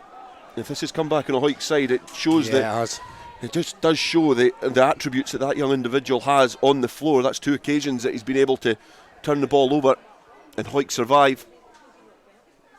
It's the first visit for Jedforest to the Hawick 22. They survive and they can thank Callum Rennick for that. Yeah, as you say, second time he's jackled immensely well, and he's kind of saved the day for Hawick there, because Jed looked like they were in a prominent attacking position. But yeah, good work by Rennick and a decent enough clearance from Kirk Ford, who also had a half decent tackle that needed to be made as Jed were breaking clear there. So yeah, Jed's best passes of play so far. It's a funny thing with border derbies because they're not always really high scoring, except with my experience when I was playing against Melrose for Peoples. But they're not always high scoring. But it's because the accuracy sometimes of these two teams is so good because of the intensity. You can see here defensively, both teams are really, really good. Yeah, absolutely. And at this early part of the game as well, you'd expect there to be a few big hits, and you'd expect the defence to be on point. Let's see if that continues as the game wears on. McGough manages to distribute the ball out far wide to Lewis Young, who does his trademark little swoop and step back in field off his right foot. There's now Gary Young looking to carry, but he's been marshalled back, but burrows his way forward and scampers forward on his hands and knees as Jai McGough goes against the grain. Looks to try and keep the ball alive, but I feel he's knocked that on. Has been kicked back by Sean Muir, perhaps somebody in an offside position there, but Ronan McKean kicks forward, but the referee is going to bring that back, and got a little bit scrappy there, but you can see Jedforest are looking dangerous, and I think Jai McGough, if they can get him in space and he can bring his outside backs into the game, Jedforest could be really dangerous on this pitch. Yeah, there was the half chance maybe on this near side there when there was a bit of daylight appeared, but Jed just couldn't make the most of it. But no, Jed have kind of clambered their way back into this game, and this looks like a contest, yeah. Callum Rennick is just going to be patched up. He's got a little bit of a crimson mask on the right side of his face, probably from putting his face in positions that he probably shouldn't be. But he's been replaced by Ross Graham, who will pack down at hooker, so a little change in the structure of the Hawick scrum because of the yellow card for Fraser Rennick. So Callum Rennick goes off the pitch. Enter Ross Graham, and he manages to hook the ball back in the first scrum, and Patterson finds Brunton, who goes back blind. He looks to try and turn the Jedforest back three, but it's been well gathered there by Lewis Young, who eats up a lot of ground early on. Looks to try and break the first tackle, but I think it is Kyle Brunton who manages to make the challenge as well. And he does well. Ferreira finds Gregor Young now. Takes two players to try and bring him down. He dies with the ball slightly, not looking for the offload. And now Bambrick going blind into the hands of the captain Skeldon, who does offload off the deck to Shearer Gibb. He's lifted off the ground but brought down carefully as well as Jedforest look to keep this attack going as Dan Wardrop carries now. Now Bambrick looking for a gap in this Hawick defence, but just so far not finding it as Finlay Scott had to deal with man and ball. It's now went forward as play has continued over towards the stand side here at Mansfield. It remains 0-0 after 18 minutes. And it's now been played mostly in between the two 22s, where earlier on Hawick certainly had their tails up, but it's been a bit of a stop-start border derby. Yeah, it certainly has. I think the Jed coaching staff, Andrew Brown, Mark Lee and others, will be pretty happy with what they've seen so far. Jed have came back into this after a wee bit of an early Hawick, not onslaught, but Hawick certainly had the possession of the territory early doors, and yeah, Jed have come back into this and are looking comfortable enough at this stage. I think I think the fact the opportunities were there for Hawick, if they'd taken their points when they were available, it would have looked like an onslaught after 10 minutes. But as it stands, it still remains Hawick 0, Jed 0. And we're almost at the halfway mark in the first half. As Hawick still playing towards the clubhouse end. Decent enough crowd here today as well. It is a very sizable crowd, a lot of spectators over on the far side enjoying probably what is the last of the good weather in 2022. As Kirk Ford pings one downfield, he's put a lot on that, but it's been gathered and girdled there by Lewis Young, but he eventually gets it under his control. Right-footed kick back downfield, and it's crossed the touchline again on the halfway line mark, and again it feels like Groundhog Day. We're back to the middle of the pitch, and yeah, here we are. There's going to be a throw into the line out for Hawick, and I think they'll be counting down the minutes until Fraser Rennick can come back on, because he's an important ball carrier for them. And it'll be interesting to see what happens with Callum Rennick, because I think Fraser is equally as capable of packing down in the back row. Yeah, the Rennicks, both good players, as you say, equally adept back row, front row, and the Grahams as well on the bench for Hawick. just really goes to show the strength of this Hawick squad. Yeah, and we barely mentioned Rhys Tate, who's been a very important figure at Boroughmuir Bears in their Super 6 campaign, now back at his hometown club as Brunton gets the ball eventually from the line out, now out the back door to Ferguson, who tries to step and check the defence, and he's done just that. Mason Cullen's got to try and drag Ronan McKean down. He does just that, a little arm round the neck as well. He certainly shows that the little pocket rocket Mason Cullen has got a little bit of fire about him as well, looking to try and just get in the head of his opposite man, but good defence.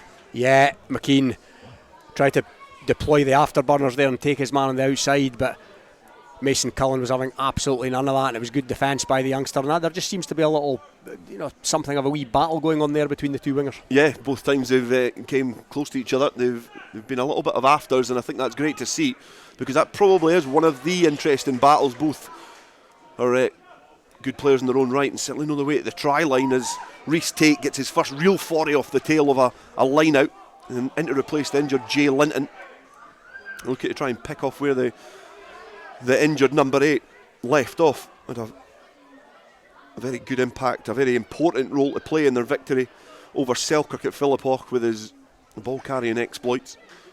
And now Andrew Mitchell just charging straight through the heart of the Jedforest defence on the 10 metre line. Looked like he had absolutely nowhere to go. The road was closed, but he's just moved the stop signs straight over as Hawick go towards the 22.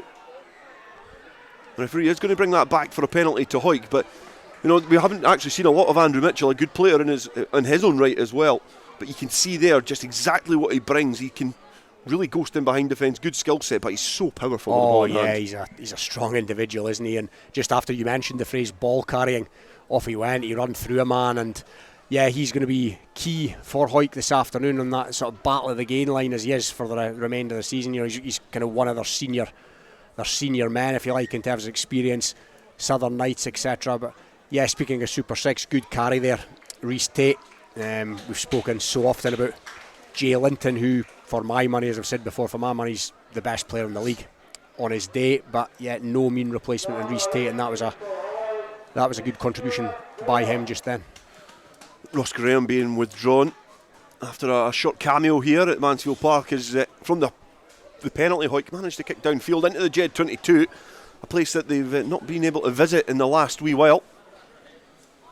But Stuart Graham has come onto the field of play, who is going to be replacing Callum Rennick for the time being until he is patched up. We've also got Robbie Deans, who's going to make his debut for Jedforest, and he's coming on to replace Elliot Lauder.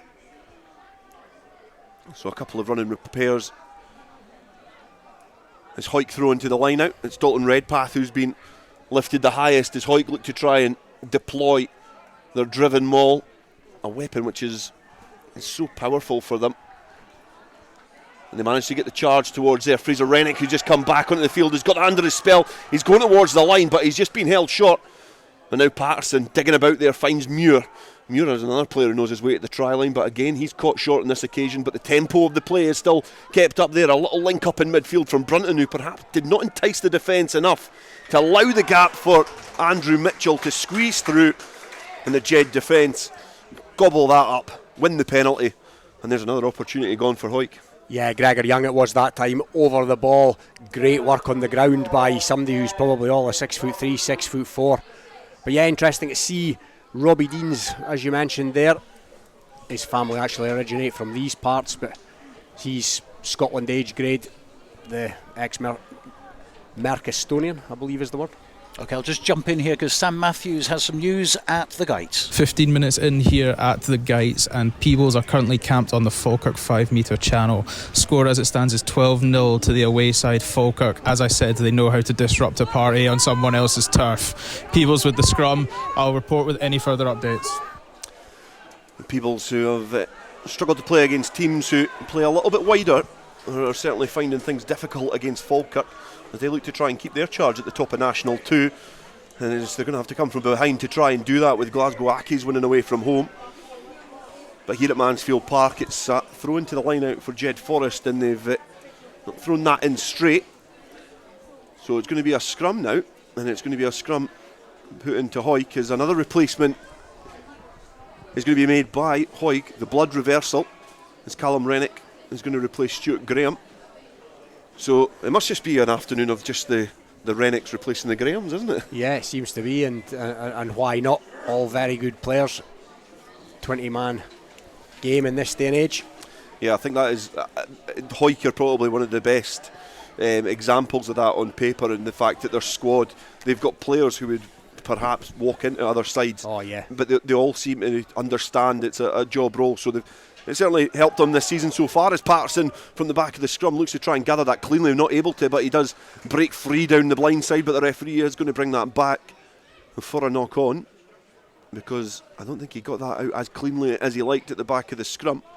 And in terms of the squads, I'm not going to give my opinion because I've got to be impartial, but you would say that they do have a very good squad, Hawick, but maybe the half-back pairing is probably the rawest of the lot. Yeah, I really like Patterson as a player. We need to remember he's only 17. He's got a big future ahead of him potentially. Brunton, as you said before, Brunton can go really, really well, particularly as you said if he's got a big pack in front of him. But yeah, Kirkford can always slot in at first receiver as well. An equally impressive half-back pairing for Jedforest link up, and that's McGough and Bambrick. And the latter playing 9, who's managed to get himself back to the ruck and distribute the ball to Robbie Shearer-Gibb, who's playing first receiver. It's now in the hands of Lewis Young, and he's tackled by Mitchell, who just hauls him down to the ground, tries to use the experienced Jedforest centre's momentum against him. And some big collisions going in here as Bambrick looks to try and go blind, but it has been turned over by the looks of things. Great work on the floor from Rhys Tate. It's certainly something that he is very able to do, but Dalton Redpath has now been wrapped up by the Mason Cullen and half of the Jed squad, you would imagine. As Patterson finds Sean Muir, who just takes his factory reset position back at first receiver to set up that platform. And now big Andrew Mitchell lumping it downfield with the right boot. That's hung up there. It's not been the nicest of bounces for Gregor Young, but he does really well under pressure, but eventually spills the ball into the midst of a Hawick player. So Hawick now on the attack, about 10 metres or so short of the Jedforest line, but it does encroach on the touchline on the far side. Knock on from Jedforest, and this is an attractive position to get a scrum. Yeah, again, good attacking platform for Hawick, but more big hits in that passage of play. Mason Cullen putting himself about, and Sean Muir, as always, offering himself up for work. What an engine he is in him.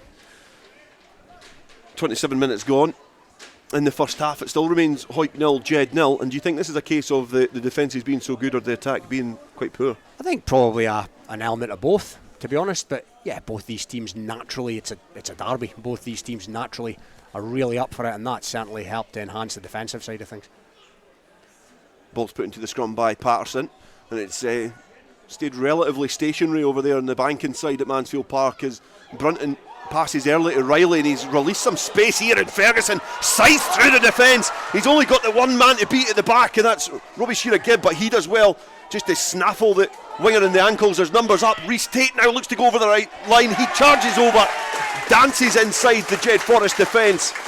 And that is great distribution from Brunton, early distribution, great footwork from Ferguson, but what a finish from Rhys Tate. Yeah, it's strong stuff from Rhys Tate, and you're absolutely right. Brunton played a couple of great little cameos in that passage of play, first blood to Hawick, and over the balance of play, it's probably deserved, but Jed won't be too disheartened with the way things have panned out in this first half hour or so.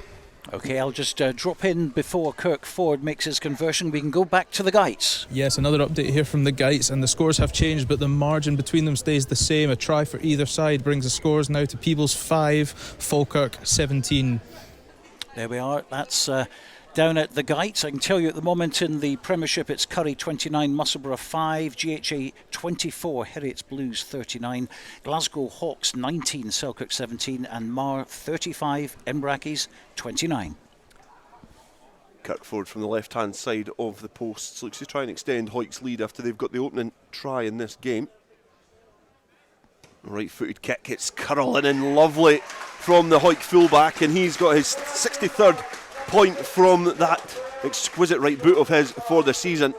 And you would say on the balance of play Hawick are probably deserved of their 7 point lead. Yeah, I don't think they deserve to be much further ahead after half an hour on the balance of play, but they've certainly shaded it, and they've had the better of what you could say have been the opportunities, what there has been, and that was a smartly moved try, well finished by Rhys Tate.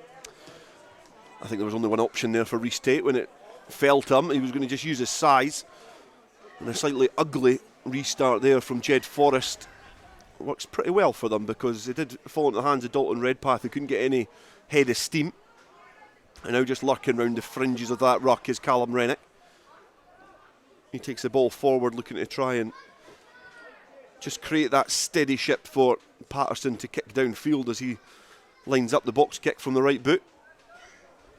It's loitering there for Shearer Gibb under a bit of pressure. He's now fallen to the hands of Andrew Mitchell, and he's distributed there to the returning hooker of Fraser Rennick, who goes over the 22. It's now into the hands of Rhys Tate, who offloads back in field, but not able to find the hand of a supporting Hawick player, just 5 metres shy of the Jedforest try line. It probably would have been a pretty ugly try in terms of the way that it was constructed, but it was good endeavour from Hawick. But just that final ball not going to hand, and now it's going to be a defensive scrum for Jedforest. Yeah, it was initially coughed up by Robbie Shearer Gibb, I think it was, who dropped the Patterson box kick, and Hawick, you feel, just starting to hit their straps here. Another opportunity goes a begging for them, but yeah, it's starting to look a bit more promising for Hawick now. It's going to be a throw into the line out for Hawick. It's an attacking line out, actually, when I said it was going to be a scrum.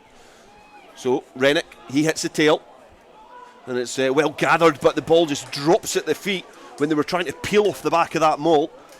And it's going to now come back on a Jedforest side. Great invention there from Hawick, but the accuracy was missing, so they don't capitalise on what was a really fortunate attacking position. Jedforest kicked back downfield. It's been gathered by Ferguson, who's spilling it across to Kirk Ford. He's now looking to try and go round the outside and throws an unorthodox pass to Andrew Mitchell, who's just going to lump it up. He's isolated slightly as the Jedforest players try and get over the ball. It looked like Gregor Young perhaps lost his footing, much to the disgruntlement of the Jedforest supporters on the sideline here. And now Sean Muir. Again, that's probably half a dozen carries so far. So you look to try and expose Jedforest down the stand side here. They do have the advantage from the late challenge off the ball. And the referee's perhaps going to have just a little word there with Gary Young. He just shot out of the defensive line and left one on one of the Hawick players. He's been penalised for it, and it's perhaps, this could be a very silly penalty if Hawick can capitalise by kicking downfield. Yeah, it was a wee bit of a cheap one to give away by Gary Young. It was a late hit on Hector Patterson. Now, rather than kick for the 3 points, which, you know, from an eminently kickable position, Kirk Ford has put that more or less 5-6 metres from the Jed line. So yeah, more defending for Jed to do here. He'd be doing well to place it in a better position there from Kirk Ford. Great kick. He's executed that really well. There's a lot of examples of trying to put too much on it and biting off more than you can chew, but he's done exactly that, been safe. He's about 7 metres away from the Jedforest try line as they hit Dalton Redpath in the middle of the line out, and now look to try and construct it as the Jedforest captain Clark Skeldon looks to swim his way through. It's went to ground, but still in the hands of Fraser Rennick, who brushes off the first Jedforest challenge. The body's now piling as the referee has spotted a knock on in there, and good defences work from the maul, because that maul, the driving maul, the attacking maul from Hawick, is such an important weapon for them. Oh yeah, Jed done massively well there, because as you say, that, you know, probably more often than not, that exact position here at Mansfield Park, there's one thing coming and it often culminates in a try. But yeah, Clark Skeldon was right in the thick of that kind of, he brought the thing to a standstill. Hawick had to change their tune, and they've knocked it on somewhere along the line, and Jed surviving by the skin of their teeth maybe a wee bit here at the moment. If they can go into half time only 7 adrift, then I think they'll be pretty pleased given the lack of territory that they've had in this first half. Yeah, Jedforest were in the back of 2 defeats last season. They lost at home 34 points to 10, and then in the reverse fixture 24 points to 7. So they've not had a lot of great times scoring against Hawick either, as from the scrum Hawick put a little bit of pressure on, but it's been swept up there by Gary Young at the base of that scrum. and back into the hands of McGough, who just has to stab that downfield off of the field of play with a low effort, which just goes out of the 22. And it's going to be another put into the line out, and you would think now, with about 5.5 minutes remaining in this first half, that Hawick will be sniffing and wanting another try, because anything can happen in the second half if it still remains 7-0. Yeah, I think Jed will be, as I said before, Jed will be pleased enough if it goes in. They're down the tunnel at half time, 7 points adrift, and you're absolutely right, Hawick will be looking to head down that tunnel with a bit more to show from this first half than a 7-point lead. Fraser Rennick is thrown into a shortened line out. Now Patterson off the top. Brunton, who finds Callum Rennick now, who breaks the first challenge and offloads brilliantly off his right shoulder to Rhys Tate. They take the play now towards 7 metres from the line. Sean Muir now tipping on to Nicky Little, who's running an acute angle back in field, but he's been engulfed again by these blue and white Jedforest jerseys. And I think that again has come back on a Jedforest side. Defensively, Jedforest have been pretty impressive so far. If not unorthodox, they've been pretty impressive in terms of thwarting any efforts from Hawick, be that from their driving maul or in open field. Because on the floor they've been pretty good. Yeah, it looked at the start of the game, it looked like Hawick had the upper hand in the battle of the floor, but Jed have very much rectified that part of the game. And yeah, there's been a number of times now where they've disrupted the Hawick attacks close to their own line as well. And yeah, Jed's defence very much on point here today. The clearance kick didn't make a lot of ground, which might bring around some more danger as Fraser Rennick again throws into the line out, and it's a bullet to the back of the tail of the line out. The maul now is set up, and it's got a little bit of momentum early doors as the defensive effort from Jed has to work hard to get round the corner and get across the field, and Hawick getting closer and closer towards that line. The referee has got a great line of sight in there, and he's saying that maul has not come to fruition, and again defended brilliantly by Jedforest. Yeah, looks like Clark Skeldon's taking a few pats on the back there. I think Ben McNeil was in the thick of that as well. So yeah, Jed looking fairly comfortable in their own skin defensive wise at the moment. It's going to be a defensive scrum for Jedforest, but I wouldn't be surprised if we did see Hawick look to try and pump their legs slightly and put them under pressure. Jai McGough has had 2 occasions to try and clear his lines, and it's been very scruffy, their kicks. His kicks from inside his own goal area. He's not made a lot of territory, but it's going to be a put into the scrum. Aidan Bambrick just loitering at the tunnel on the left hand side of the hooker on the 5 metre line, and the pressure does come on from Hawick, but the referee is going to bring that back. He's going to ask for that scrum to be reset, and again the put into the scrum does go to Jedforest. We've got 3 minutes left in the first half here. It still remains Hawick 7 and Jedforest 0. Hawick still sitting top of the Tennent's Premiership, undefeated so far. Also to note the Bill McLaren Shield is on the line, but they've got a slender 1 point lead ahead of Edinburgh Accies and Curry Chieftains, who are both in action today, and last we heard both teams were winning. So the landscape of the top of the Tennent's Premiership might change, and will these try bonuses come back to haunt Hawick, who've only managed the sole try in the first half, as Robbie Shearer-Gibb is provided with a really flat pass, and he's tasked with a foot race out of his own 22. He manages just to get to the line, so he's not able to break the tape. But Jedforest now are further and further away from their own try line, looking to set up the phases, and Bambrick just craning his neck to have a little look to see who's there in support. And there's Grant Paxton, and he's bombed back onto his own back as McGough now distributes to Young. Young's got the shorter of the two Ferreros, who offloads brilliantly to Lewis Young. Lewis Young's got Gregor on his inside, Mason Cullen on his outside, and Ronan McKean gets across to just try and usher the winger off the field, but Mason Cullen does superbly well to keep his feet.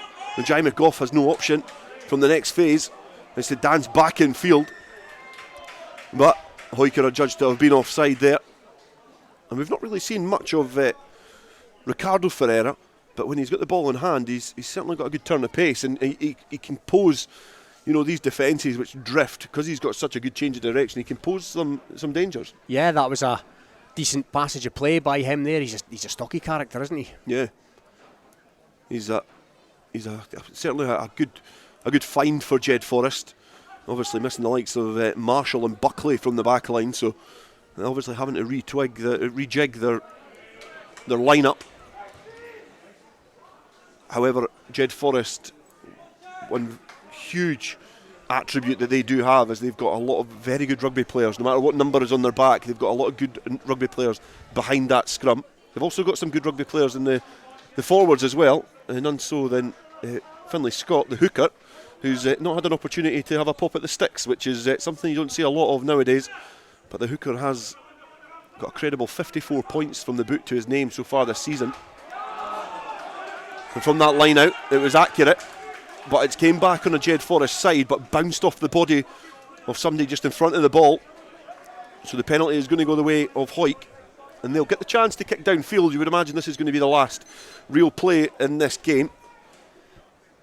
The last chance in the first half for either side to try and get some points, and Kirkford is going to try and steal as much territory as possible. Right footed kick downfield.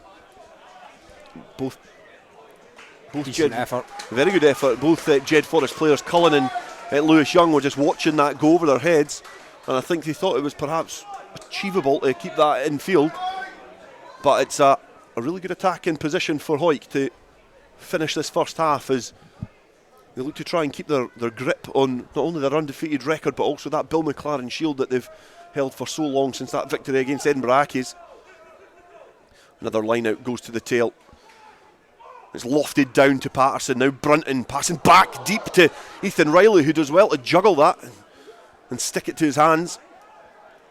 But now Hawick centre field inside the Jedforest 22 look to go towards the banking side here at Mansfield. It's the hooker Fraser Rennick carrying the ball. Now Kyle Brunton, he's not got many options. Kirkford, who was perhaps retreating, was given the ball, and perhaps he didn't want it, but Connor Sutherland helps out and he mucks in with a carry. And Hawick's trying to stretch this Jed defence. There's no ball carriers within about 10 metres, and Callum Rennick just watches that ball bounce off his shoulder and fall into the hands of a Jedforest player. Aidan Bambrick now has got the ball on the 10 metre line as Clark Skeldon looks to try and push it on. Great footwork from Jai McGough, who manages to find Gregor Young. He goes back in field, manages just to bounce off Ethan Riley. He keeps going, scampering over the 10 metre line, now up towards the Hawick 22, and Jedforest look to try and end this first half on a bit of a flourish. They're going to win the penalty as well, as Clark Skeldon carries forward and pumps the legs deeper towards this in this Hawick 22. Now Mason Cullen back in field towards Ferreira, and Paulo Ferreira is taken out into touch. He's going to come back for the penalty, but a little bit slack there from Hawick when they were attacking, really trying to stretch this defence. Catch Callum Rennick unawares, and all of a sudden that is the danger of only being 7-0 up, because all of a sudden Jedforest look like they can score from anywhere. Yeah, you don't want to be giving Jed, even deep in their own half, you don't want to be giving them that kind of free possession and that sort of space, because they absolutely can punish you. And Hawick have scrambled pretty well on that occasion, but a wee bit of a cheap penalty given away. You can't kick it out the ruck in this day and age. Has that gone right into the corner? It has, I think, Dale. Yeah, that was a brilliant kick there. I think that was Lewis Young who was kicking at the corner, and he's just tried to be very, very cute with that and not put too much power on it, and it's just went over the head of Lewis Ferguson, who was looking to try and flap that back in field. It could be a Ferreira try here, and I don't imagine it'll be Ricardo. Yeah, I think if I was a betting man, this is what you'd call the territory. Paulo Ferreira, 5 tries to his name so far this season. He's one of the players lifting. He's found himself towards the front of that maul, now retreating round, and he's found himself in a very good position. He's trying to get in a try scoring position, but it's in the hands of Finlay Scott. He passes it back in field, and it's a kind of a pass more in hope than anything else, but it does fall into the hands of a Jedforest player. Now the fancied try scorer, Paulo Ferreira, steals a couple of yards. Now Gary Young, and now the opportunity for Ben McNeil to try and carry. And then Captain Skeldon, who's just bundled back into the ruck, and now Ferreira looks to try and go over the try line. The referee has got a good line of that. I don't know if it is perhaps just a little bit short, and there's hands in there. Jedforest looking to try and get that back, and has come back on their side, but they've been well defended there by Hawick. And now Ferreira, who gets up pretty quick, he loves a try, and he's got that back there, well presented there from Jedforest yet again, as they're trying to twist and turn their bodies into positions to thwart this Hawick defence, but the heels are well and truly dug in. And Ricardo Ferreira now getting closer to the line. Almost. But he's not able to there. And now Jedforest again looking to snake and worm their way towards the try line. The ruck has been pulled over and it has been held up after some formidable Hawick defence here on their home patch. It saves them from conceding a try at the death.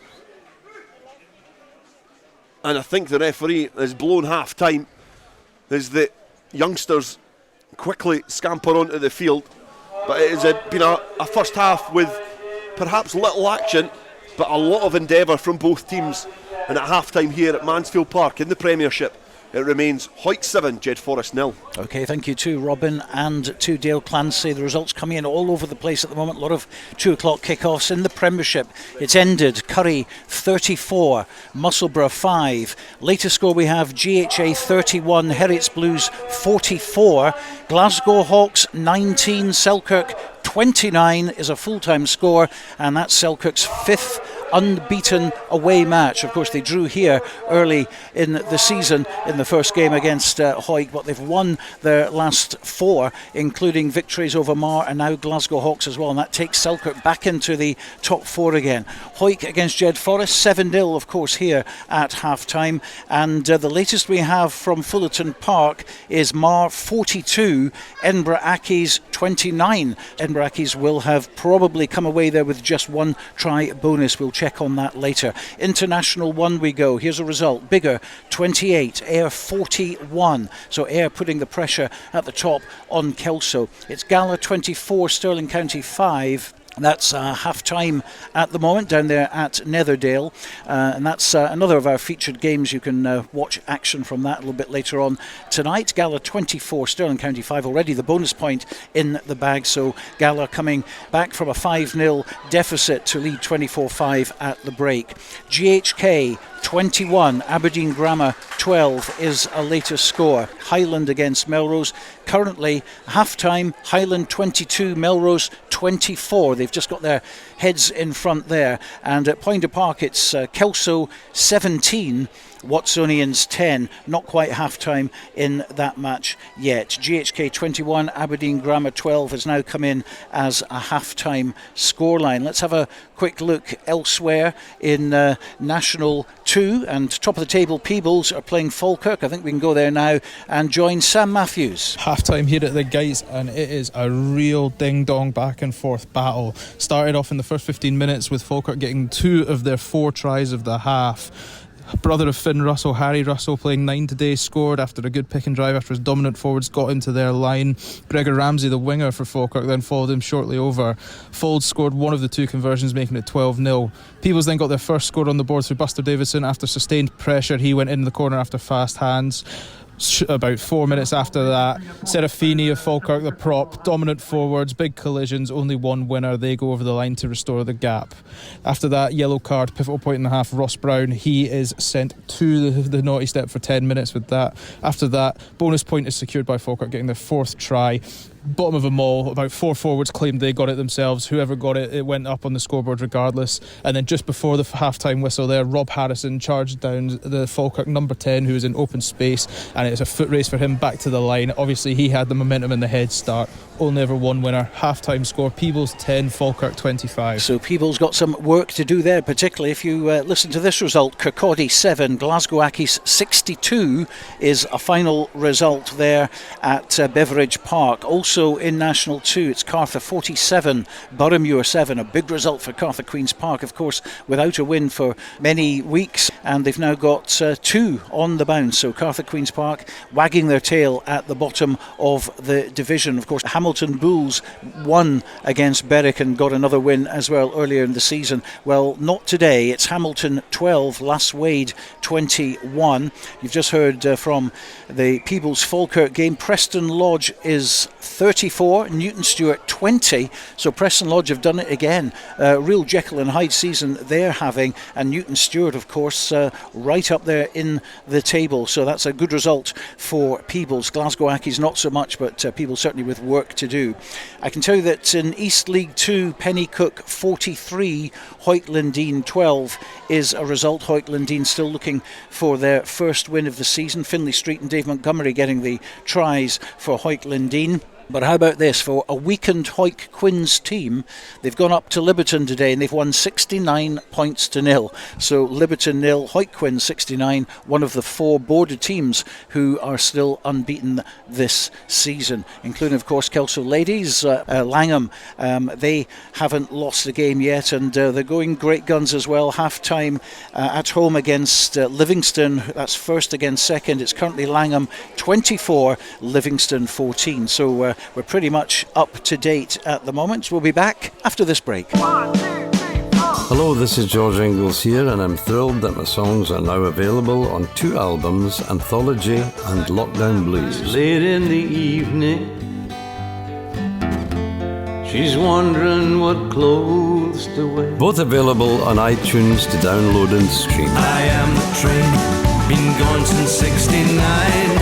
George Ingalls Anthology and Lockdown Blues. Check them out now on iTunes and other digital sites. To commemorate the 7th anniversary of the opening of the Borders Railway, an 8 DVD box set is now available featuring the complete series Borders Railway from start to finish, plus the full hour-and-a-half documentary 5 Years On, which examines the possibility of an extension to Carlisle, plus extra features including a cab journey along the entire Borders Railway, all for the special price of just £14.99, including post and packing. You can get your copy direct from hotdisc.co.uk/shop. That's hotdisc.co.uk/shop. The 8 DVD box set, the complete Borders Railway, is available now. Hi, Nicky Walker here, Curriculum Learning Manager for Sports and Outdoor Activities at Borders College. Have you ever considered turning your passion for sport into a rewarding career? If so, then why not get in touch at borderscollege.ac.uk/sport. Borders College, regionally focused, globally engaged. Based in Galashiels but covering the whole region and beyond, Borders Mortgage Hub is your one-stop shop for all things mortgage related in the Borders. Visit us at bordersmortgagehub.com or call us on 01896 807 008. That's 01896 807 008. Borders Mortgage Hub. Mortgages for the Borders in the Borders. When the weather's dreich and a storm's a brewing, you need a strong, windproof, quality umbrella delivered with good old-fashioned customer service and at an affordable price. Up here in Umbrella Heaven, we say you tackle the ball, we'll tackle the weather. UmbrellaHeaven.com. Brave the storm. This is Borders Rugby Special on Borders Rugby Radio. And if you've just joined us, it's 7-0 here, half-time, Hawick 7, Jedforest 0. Not so good news for Berwick in National 2.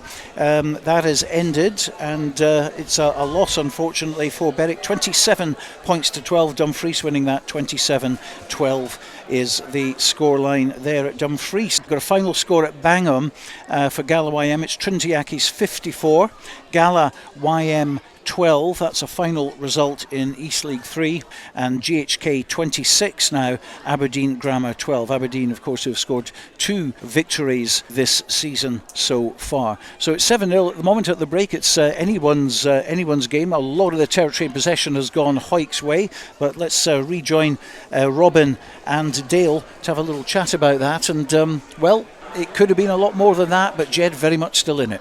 Yeah, defensively, Jed were pretty astute in the first half, and maybe not, in terms of being direct in their defensive effort. I think they were sometimes something to scramble back and really have to dig in to keep Hawick at bay. But as well, Hawick perhaps guilty of not being too clinical. Robin, they were at times, guilty of coughing up chances really close towards that Jedforest line. Yeah, they coughed up a few, and maybe just a wee bit of a lack of composure from time to time in that first half in that red zone for Hawick. But yeah, I think they probably headed down the tunnel a wee bit aggrieved that they're not more than one try to the good. But yeah, Hawick still did have all the vast majority anyway, the possession, all the territory almost, but Jed almost sneaked something at the end of the half there, and they must have been inches short. Yeah, it looked like Ferreira had actually got over your first bet, Paolo, maybe not the one I said it wouldn't be. Yeah, Ricardo. Yeah.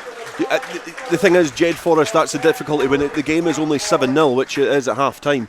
That's the difficulty that's the threat that Jedforest pose, because they've got a lot of good rugby players out there that can score from anywhere, and they almost shown that right at the death in the first half. A couple of final results just coming in. GHA 31, Heriots 44, and the big one at Fullerton Park, Mar 42, Edinburgh Accies 29. And the latest we have now at Poynter Park, it's Kelso 22, Watsonians 10. Yeah, so the danger in terms of Jedforest in the second half, Hawick are going to have to be very wary of the danger that poses. Sean Muir just leads his team out, and Clark Skeldon as well, and both teams lining up in the tunnel. Jedforest are certainly well within this game of winning. Yeah, and you mentioned they've got the players, Jed. I think there is going to be some kind of rejig, however, because it looked at half time there that Jai McGough was almost having something of a fitness test. He looked lame to me. He was doing a bit of running on the left hand side of us here on the stand side, and I seen him remove this tape and a bit of frustration off his left wrist, and obviously I think that was signalling that he's going to be replaced, and he is replaced by Owen Cranston, so there's going to be a little reshuffle in the back line for Jedforest, and a forced change for them. There has been a lot of changes in the first half, which probably led to a lot of the disjointedness in terms of the attacking play. But it'll be interesting to see how Cranston fits into this Jedforest lineup. Yeah, he's a pretty good young player, Cranston. He's quite highly thought of at Riverside, so it'll be interesting to see how he goes in the cauldron of a border derby. Lewis Young gets the second half underway. It's straight into the hands of Kurt Ford, and he kicks up towards the halfway line, and it's very well gathered by one of the Hawick replacements on the bench. I think that's Logan Gordon-Woolley who managed just to catch that the first time in the technical area.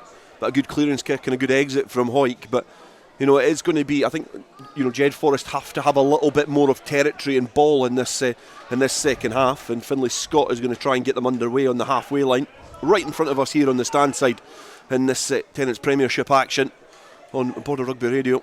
And it's peeled off into the hands of Skeldon, the captain, who makes a good 10 yards.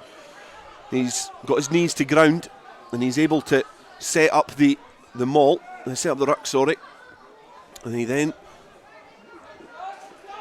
the play goes in between the halfway and the 10 metre line, and Jedforest managed to retain the ball. We were saying just there that Jedforest are going to have prolonged periods of possession and territory as they get very lateral, and Dalton Redpath is tasked with perhaps the easier of tackles for him this afternoon, as he just scrags Robbie Shearer-Gibb down to ground as Jedforest look to try and go direct again, but they've been met with some stern Hawick defence, as the bright sky that blessed us here earlier on at Mansfield Park has certainly disappeared. It's starting to get a little bit cold, and it's a bit darker out there on the main pitch here at Hawick.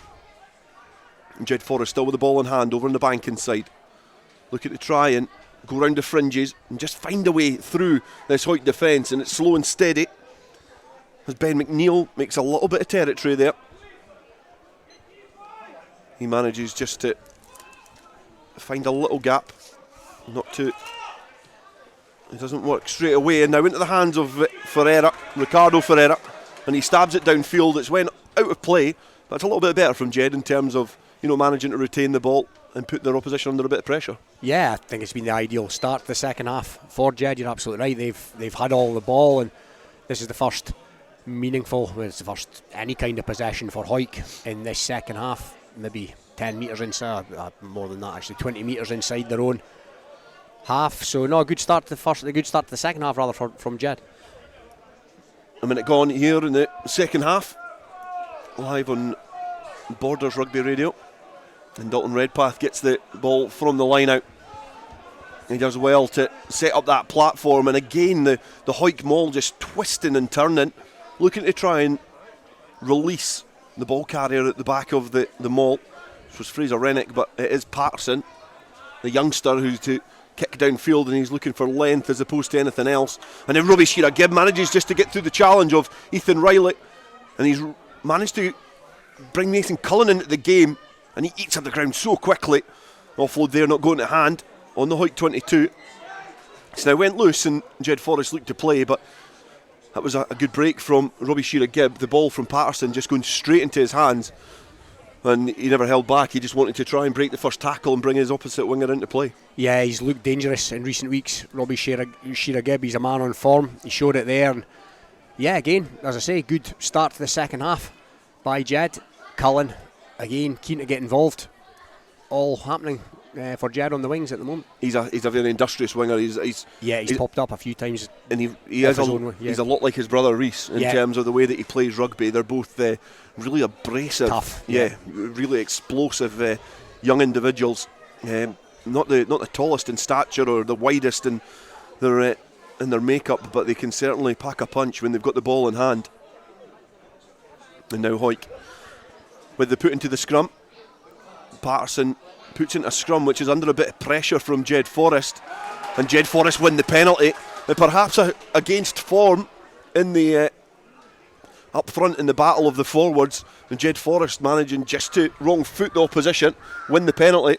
And this has been a really bright start from Jedforest in this second half. Yeah, and it'll go into the corner here, you would imagine. Just waiting to see. Yeah, he's not going to take a shot at the sticks from here. Oh, bit of a shank by Lewis Young, but it's good enough for Jed, and it's a very promising attacking platform.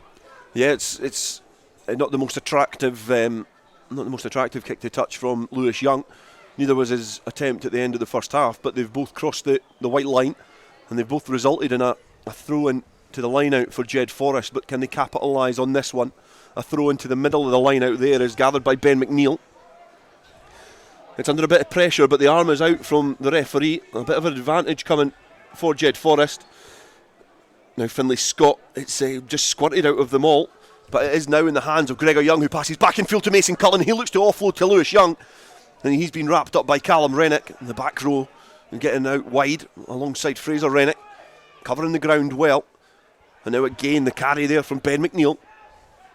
Looks to try and get through this defence, and Mason Cullen keeps himself in the thick of the action, looking to use his footwork as well as Clark Skeldon comes from the open side to blind to offer up some more support for the Jedforest cause to try and breach this really watertight and impregnable green line that they've been up against for the first 45 minutes of this Premiership action. And Jedforest again camped close to the Hawick line. They started the second half the way that they ended the first, but can they get the ball grounded over that white line on this time? The referee has got a good view of that. A little dart towards the line from Jedforest, and they wrestle the ball back. And again Jed getting closer and closer, just stucking up the jumpers, and Lewis Young looked to try and just catapult himself over that ruck, but was perhaps caught. But Jedforest do get over. Eventually the Hawick defensive line is breached, and it's Gary Young who's got the try, the big burly number 8. He went it alone, and it looked like he was going to be under all sorts of pressure, but he got his body into the most attractive of positions in terms of from an attacking standpoint. He was low to the ground, he pumped the legs and just went underneath the Hawick defence. Game on. Yeah, I've been impressed by Gary Young this afternoon. He's put himself about. I'd call that a deserved try for him, and don't know what was said in the Jed shed at half time, but it's certainly done the trick, whatever it was, because they are right in this contest now, and they've had it all in this second half, and Hawick are still in there, I think. I'm not going to go with accurate facts here because I'm just going to assume, but I don't think Jedforest have had their hands on the Bill McLaren shield, and this would be their first chance to get their hands on that coveted prize which litters between the top amateur clubs in the country. To do that, they have to get themselves in a winning position, and it's Finlay Scott, the hooker, to try and bring scores level, and he gets another kick.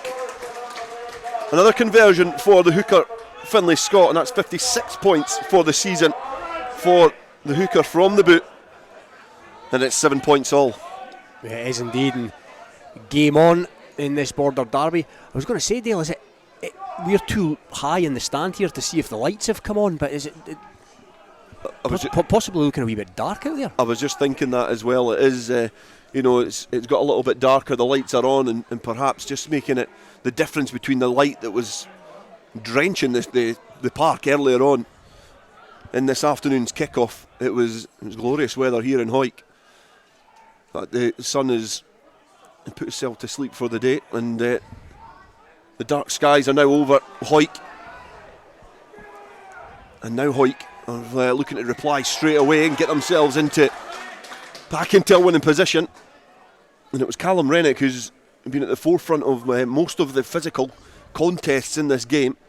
He just runs up a blind alley. He's getting accused of holding on from the referee, and Jedforest can kick downfield, relieve the pressure, and Hawick will get thrown to the line out just in between the Jedforest 22 and 10 metre line. Yeah, and I think it was young Robbie Deans, the debutant there, with a good work on the floor. I've been impressed with him since he entered the fray. The young man in the academy system at Edinburgh, you can tell he's pretty well put together for a youngster. Accurate line out from Jedforest into the hands of Lewis Young. Gregor Young tried to get the ball in midfield, but he was just not able to get it under his control. Ethan Riley dived on it. And now Hawick looking to try and spring an attack from the Jedforest error. And it's a carry there from Connor Sutherland. And now into Sean Muir, who gets over the 22 metre line. Lewis Ferguson offering his 10.5 stone to try and get the Jedforest players off of the ball as Hawick spread the ball a little bit wider. And again, Andrew Mitchell breaks the defensive line for Jedforest, and he gets in behind them, and they get the ball back on a Hawick side yet again. Callum Rennick again with the carry. Patterson just ushering the orders to the heavies to get them round blind side. Sean Muir, he's always been tackled by 2 or 3 guys in this afternoon's fixture, and it's been pretty effective. Dalton Redpath now going high into contact and rolling out and getting the ball back on their side. Now Fraser Rennick trying to just take the ball flat, and in the faces of the Jedforest defence, it has been swept up by Patterson but knocked on. Jedforest now managed to get onto the ball deep inside their own 22 centre field. They go wide. Finlay Scott finds Gregor Young. Gregor Young wrong foots the defenders. Now Mason Cullen looks to juggle it on the far side, and the referee is going to bring that back for a put into the scrum to Jedforest from the earlier knock on. And Hawick are managing to go through the phases, and then there's an error creeps in. And that is going to be the danger in this fixture, because Jedforest are enjoying some good attacking positions when they benefit off of the mistakes from Hawick. Oh yeah, Jed's not a team you want to give scraps to, because they will make you pay heavily. Not at all beyond the realms of possibility that Jed could go from as deep as you like, go the full length with players like the Youngs and Mason Cullen. But yeah, back here for a very attacking Hawick scrum, a great platform this. It's going to be a put into the scrum. You would think in terms of an attacking exponent from Hawick, they'll have to try and nudge their opposition off the ball. And Jedforest with the put in. It's a Jed put in, apologies. With Aidan Bambrick. He's going to put the ball into the scrum. But I would think that Hawick will be wanting a little bit of retribution for being nudged off the ball earlier on. And Jedforest managed to drop the anchor, and Hawick do come calling. But it's been well gathered by the Jedforest try scorer Gary Young. At the back of that scrum, he does well to stand tall, and it's spilled out to Gregor Young. He dances back in field, but he's been wrapped up by, again, some very impressive Hawick defence. It's a game of rugby, and people are going to score tries in it, but it's both defensive efforts have been really, really impressive so far. The box kick into the hands of Ferguson. Ferguson spilling to Ford. Ford looking to try and bring Ronan McKean into play, and dances back in field and throws the offload in, but it's went loose. There's now Patterson, who shows a bit of physicality for a slight 9, and really bounces off the first challenge from Jedforest, and then does well to present the ball back. And Sean Muir now finds himself in a strange position at 9, and definitely looks out of place as he looks for his options either side. One of them is Nicky Little, who takes it forward. Now Kyle Brunton has found a little bit of space in the backfield, and if this is bouncing out, it is a brilliant effort, and it's under pressure here, and it looks like the assistant referee has got his flag up, It'll be interesting to see which way his arm goes. I think it is going to remain as a put into the line, a throw into the line out for Jedforest. But it's good heads up rugby there from Kyle Brunton. OK, let's bring you up to date with some more latest scores. Gala 48, Stirling County 5 is a latest score. From earlier on, Biggar 28, Ayr 41 is a final score. GHK 43, Aberdeen Grammar 12, so GHK done and dusted on that one. Great happenings up in Highland, though. Highland 22, Melrose 36 now, so a bonus point, try bonus for them, but can they hold on? Very tough place to go to get a result, and Highland unbeaten this season at home. Kelso 31, Watsonians 10 is a latest score, and a full-time result in East League 2. Langham remain unbeaten. It's Langham 24, Livingston 19. Finlay Scott to throw back into the line out in their own 22. Big Fairbairn tried to get a hand to it, and Dalton Redpath coming through to challenge as well, and he knocks the ball on as he tried to make the challenge on Aidan Bambrick.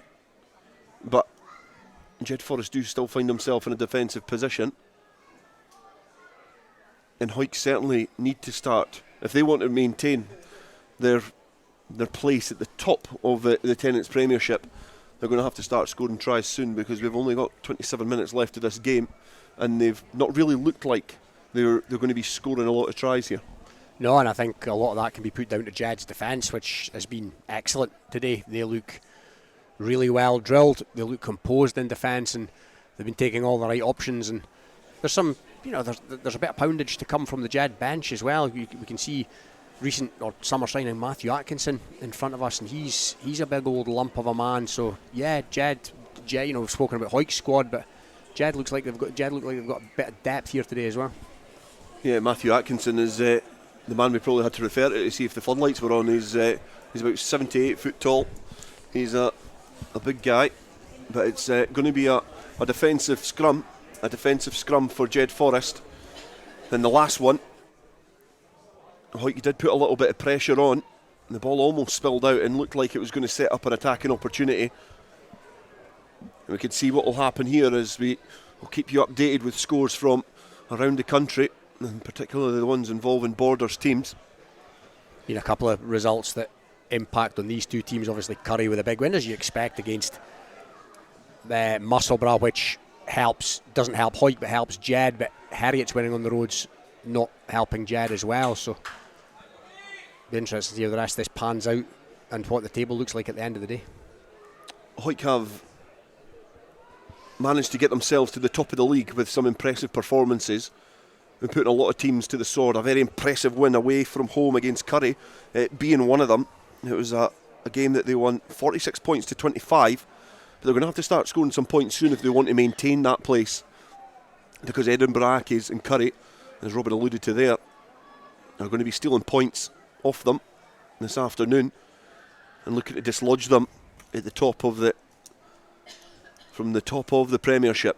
And Jedforest, from that scrum, they secure it. It's been spilled. It's now going to come back on the Hawick side as they scramble for that ball. The offload does go in, and it's bounced into the hands of Andrew Mitchell. Andrew Mitchell now releases Lewis Ferguson, and he's going to palm off Mason Cullen and go in the corner, and Hawick get the score just when they're saying they're not looking likely to be scoring this afternoon. They put the pressure on the scrum. Ricardo Ferreira not able to gather the ball when he was coming on an acute line, and Andrew Mitchell swept it up. Ball went wide to Ferguson, who managed to use his momentum and going in the corner. Yeah, just as the doctor ordered, as you say, Hawick need to start scoring, and they've done exactly that. And a word in there for Andrew Mitchell. He's not just a bludgeon, although he showed his power there as well. But what a beautiful pass, right on the money, right into the breadbasket of Ferguson, and he was only too happy to be the recipient of that and crash over for his second try in the last two games. I think Andrew Mitchell is perhaps one of the most unlucky players in club rugby, because he never really got a sniff at the Southern Knights. And I think a year gone on, or a couple of years gone on, he would probably be one of their central focuses at that club. But as it stands, he's back at Hawick and he's doing immensely well. As you said before, one of the figureheads in this team, one of the experienced players. And another one of the experienced players is Kirk Ford from the right side of the post, looking to try and add the extras. And it's an accurate kick from the fullback. So as it stands, it's 23 minutes to go here at Mansfield Park. It's Hawick 14, Jed 7, and it's a good score for Hawick to stretch their lead, and it'll settle a few nerves here at Mansfield Park. Yeah, and just a wee bit of scrum dominance starting to creep in for Hawick as well, which is what that all stemmed from, so Jed will need to come to grips with that. Kick off down the throat of Kirkford. He kicks back downfield, and it's bouncing, and Robbie Shearer-Gibb was just the wrong side of the line. He perhaps could have kept that in and perhaps played it. I think he expected that to go out first time, but it bounced in front of him and then bounced over the touchline there. So it's going to be a throw into the line out for Jedforest, but I think the winger was perhaps a bit guilty of not trying to go to that ball, because he looked dangerous from a position very, very similar early in the game, which dislodged the Hawick defence. And just to mention a few changes, Rhys Tate's coming back on for Callum Rennick. Rudy McLeod has also come on to the field of play. And Stuart Graham is also a replacement for Hawick, as Jedforest hit their target there. Clark Skeldon rose highest. Now Ferreira out the back. He finds Shearer-Gibb off his wing. He's been snared round the ankles. And Lewis Ferguson looked to try and just lump it downfield, but he's just hit the head of a Hawick player.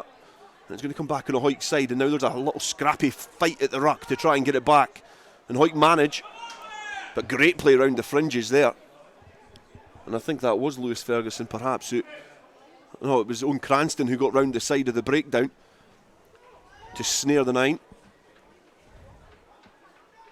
Now Jedforest looking to try and launch their own attack from deep inside their own half, and it's Robbie Shearer-Gibb who's found room really hard to come by. That is a great ball through the legs. It's in the hands of Patterson.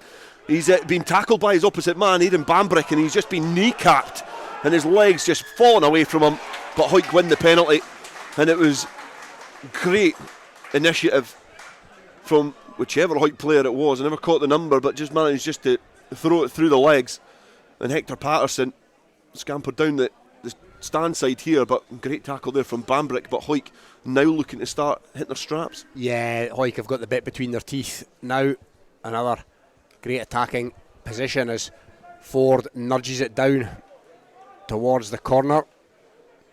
I believe, or so I'm told, Rob Moffat, the director of rugby of the Southern Knights, is here today. Dale, is there anybody put their hand up, do you think?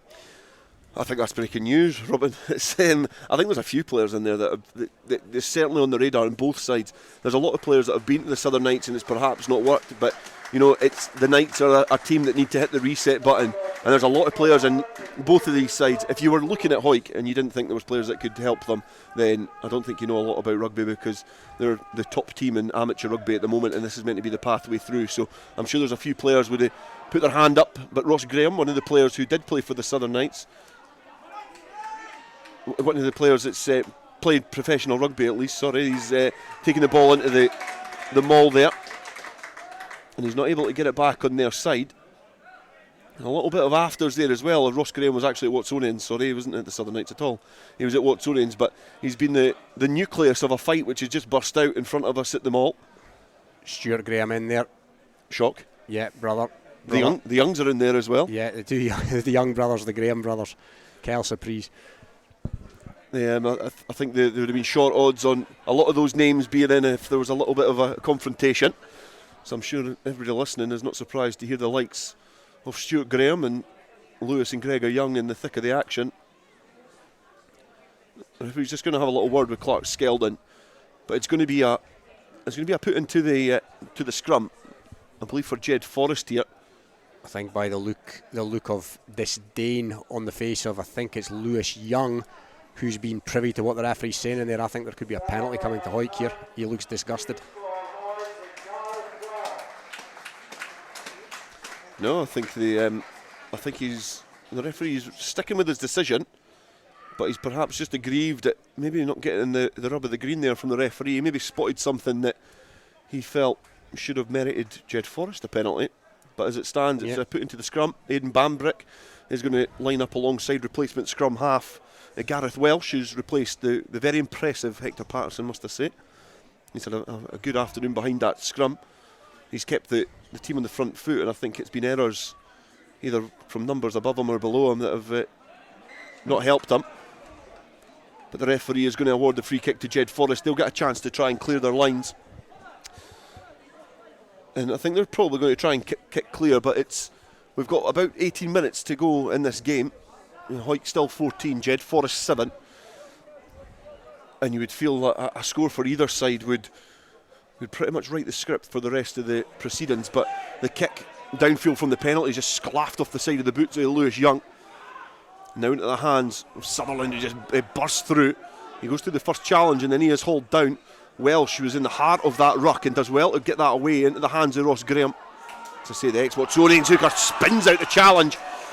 There's 1-2 challenges, he palms off the next. If he can go all the way, this would be a great try. Stays on his feet. He's 5 metres shy of the Jedforest line. And now Hawick have numbers up on the left-hand side. All they need to do is get the ball through the hands. It's been held up there by Rhys Tate and he's knocked on. It's been stripped out of his hands. The referee almost letting that play, but Rhys Tate should have given that ball to a Hawick player, and they were in the corner. There would have been daylight between these two teams, but great Jedforest defence ripping it out, and it remains 14 points to 7. Yeah, scrambling defence from Jed. Opportunity butchered for Hawick there, Dale, you have to say, and that could be a pivotal moment at 14-7 because a bit more daylight there, it looked for all the world was going to occur. But yeah, Herculean stuff by Graham there. What a charge. Yeah, really good stuff from Ross Graham. He burst through from his own 15 metre line. He managed just to get towards the 5 metre line of Jerry. Probably bounced off about 3, 4, 5 players in different collisions. All had an opportunity to bring him down but couldn't. But Rhys Tate should have given that ball, and it would have given Hawick 3 tries here with 15 minutes remaining. And they would have had the bonus point, the try bonus point in their sights. But it remains a 1-try lead with a conversion, and it remains a 2-try tally for the home side. And now Jedforest having to defend deep inside their own half, looking to swat away the Hawick players who are trying to make a menace of themselves at the breakdown. Paxton was the player looking to try and take that ball forward as Bambrick just sets up to kick downfield. I don't think that's going to cross as it falls into the breadbasket of Ronan McKean, and he comes back in field towards where the support is. Great play from the winger, but Gareth Welsh, who was retreating back, knocked the ball on and now looks to go quickly. I don't think the ball left his hands, but I don't think the referee really cares as the replacement scrum half goes towards the line. The player flying in there as well. I think there's perhaps maybe a couple of infringements, but the referee still letting it play as Hawick are now a metre or so away from the Jedforest line. And it looks like it's come back on a Jedforest side, a knock-on from Hawick. And you feel there, Robin, sorry, I'm going to ask you, because Hawick, again, make a mistake and it perhaps coughs up a try. Yeah, a wee bit of the old white line fever there, potentially, from Hawick. Just that little bit more composure required as another chance goes a-begging, because it's all Hawick in the ascendancy at the moment, Dale. It looks reasonably ominous for Jed, camped deep inside their own 22 as they have been for the last few minutes. And this is where their Hawick's last try came from, was a defensive scrum from Jedforest. But I do feel that Gareth Welsh was a bit keen to tap and go early. I perhaps would have liked to seen Hawick go to the corner and set up the maul again. But it was, as we say, from a Jedforest defensive scrum that Hawick managed to get their second try, with a defensive set that managed just to fluster the oncoming Jedforest attack. And the ball went loose into the hands of Mitchell, who eventually found Ferguson, who going in the corner. And the Hawick fans are now perhaps a little bit apprehensive of the visitors and their capabilities, because this is certainly a game that Jedforest can win. It's going to be a free kick to Hawick. Can they take it quickly? Gareth Welsh does go on the left-hand side, and he has scored a try. Another defensive scrum for Jedforest, and it's another try for Hawick. They stretch their lead. It's Hawick 19, Jedforest 7. Yeah, and it was a free kick awarded that time, so he did exactly the right thing to tap and go. He caught the Jed defence completely napping, and that's the daylight that Hawick have been looking for. 19 points to 7, kick to come. Good, incisive, quick play by Welsh there. Yeah, just after I criticised him for going too quick, he did it in the exact right place, and you would argue that perhaps his earlier quick quick tap has culminated in this try. However, it's music to Hawick fans' ears after there was perhaps some nerves creeping in, because they stretched their lead 19 points to 7 with a kick to come for Kirkford. And you would feel now Matty Douglas charging up and down that touchline, a little shake of the head from the young coach. But I'm sure the head will stop bobbling if they can get the bonus point try. Kirkford pings it in between the Kinlan, and that's a great conversion from the banking side of Mansfield Park, and it is Hawick 21, Jedforest 7. And you would imagine now it's just a matter of trying to get that bonus point. There's two different jobs here. Jedforest will be wanting to claw themselves back into this game, but Hawick, they definitely will be chasing down the full house. Yeah, they've got 15 minutes for the bonus point. Hawick, plenty time to achieve that. Jed, of course, looking to narrow the gap. If they can get within 7, they'll escape with something, which wouldn't be the end of the world. Replacement for Jedforest, Matthew Atkinson making the challenge on Dalton Redpath as Sean Muir takes the ball off the side of the ruck. The Hawick charges bundle into the breakdown and just usher the Jedforest jerseys back a little to release the ball and release it for the most recent try scorer, Gareth Welsh, who puts a right-footed box kick up. And I think Lewis Ferguson, it looks like he's left the oven on because he was blistering down field there. And looking to try and get that ball in the favourable bounce, but not able to on that at that time. And now Finlay Scott bounces off his left foot. Now into the hands of Lewis Young. Now Ricardo Ferreira. Now Gregor Young over on the far side. Jedforest doing well to spread the width here at Mansfield Park. Perhaps guilty of not being able to do a lot with it. Playing very lateral. As Aidan Bambrick again takes his time to get the ball away from the breakdown. Lewis Young gives it to Ferreira. It's now going to come back on the Hawick side, is it? It's going to be a knock on. I thought that was just going to fall into the hands of a Hawick player, but they managed just to be killed there by Jedforest. But it comes into the fact that when they're playing with the ball, they're a little bit flat, they're a little bit stationary, and it allows the Hawick defence to come onto them and put them under pressure. Yeah, and pressure's what is on Jed now. The clock is running down and the scoreboard is against them, so a wee bit almost rabbits in the headlight stuff there. And Ferreira puts it to ground, which again is going to give Hawick a centre field scrum just inside the Jed 10 metre line, which is a decent platform from which to work as Hawick chase down that bonus point. Okay, thank you, Robin. We'll give you some latest scores, and it's bad news at the Guides. Peebles 22, Falkirk 28 is a full-time score. We'll hear from Sam Matthews, his report, very, very shortly. Latest scores that we have, it's Gala 55, Stirling County 12, GHK 43, Aberdeen Grammar 12. We've also got Highland 22, Melrose 36 as a latest score, Kelso 31, Watsonians 15, and one from earlier on, the bigger 28, Ayr 41, that is a full-time result. If you've just joined us, here's the way the Premiership looks at the moment. Curry 34, Musselburgh 5 is a full-time result. GHA 31, Heriots 44, Glasgow Hawks 19, Selkirk 29. Selkirk remain unbeaten on the road. Here it's Hawick 21, Jedforest 7, and a full-time at Fullerton Park, Mar 42, Edinburgh Accies 29. And in the East Leagues, Langham 24, Livingston 19 is a full-time score. Also in East 2, Pennycook 43, Hawick Lundeen 12, Edinburgh Uni Medics 52, Earlston 15, a final result in East 3, Liberton 0, Hawick Quinn 69, and Trinity Accies 54, Galloway M 12. Hawick looking to try and extend their lead here in the Premiership as we enter the closing stages of this battle between two bitter rivals. And it's Hawick who've got the upper hand just now, 21 points to 7 that they lead, and they've got the scrum centre field and they get the penalty. And you would imagine they're going to be kicking at the corner. Gareth Welsh looking to go quick again, but he's seen sense and Kirkford quickly over to his scrum half to perhaps ask him for the ball back, which he duly obliges. And Kirkford has got his eyes on the corner on the banking side opposite the stand here at Mansfield Park, and he's made a great connection with that. The Jedforest players watching that sail over the touchline on the 5 metre line, and that is pinpoint accuracy from the fullback. Yeah, Kirkford, for me, he's probably been the pick of the bunch today, Dale. He just does everything well. The mark of a good player, they say, is just have he's got time on the ball. He never looks flustered, and he does his basics brilliantly, and none better than that effort into the corner.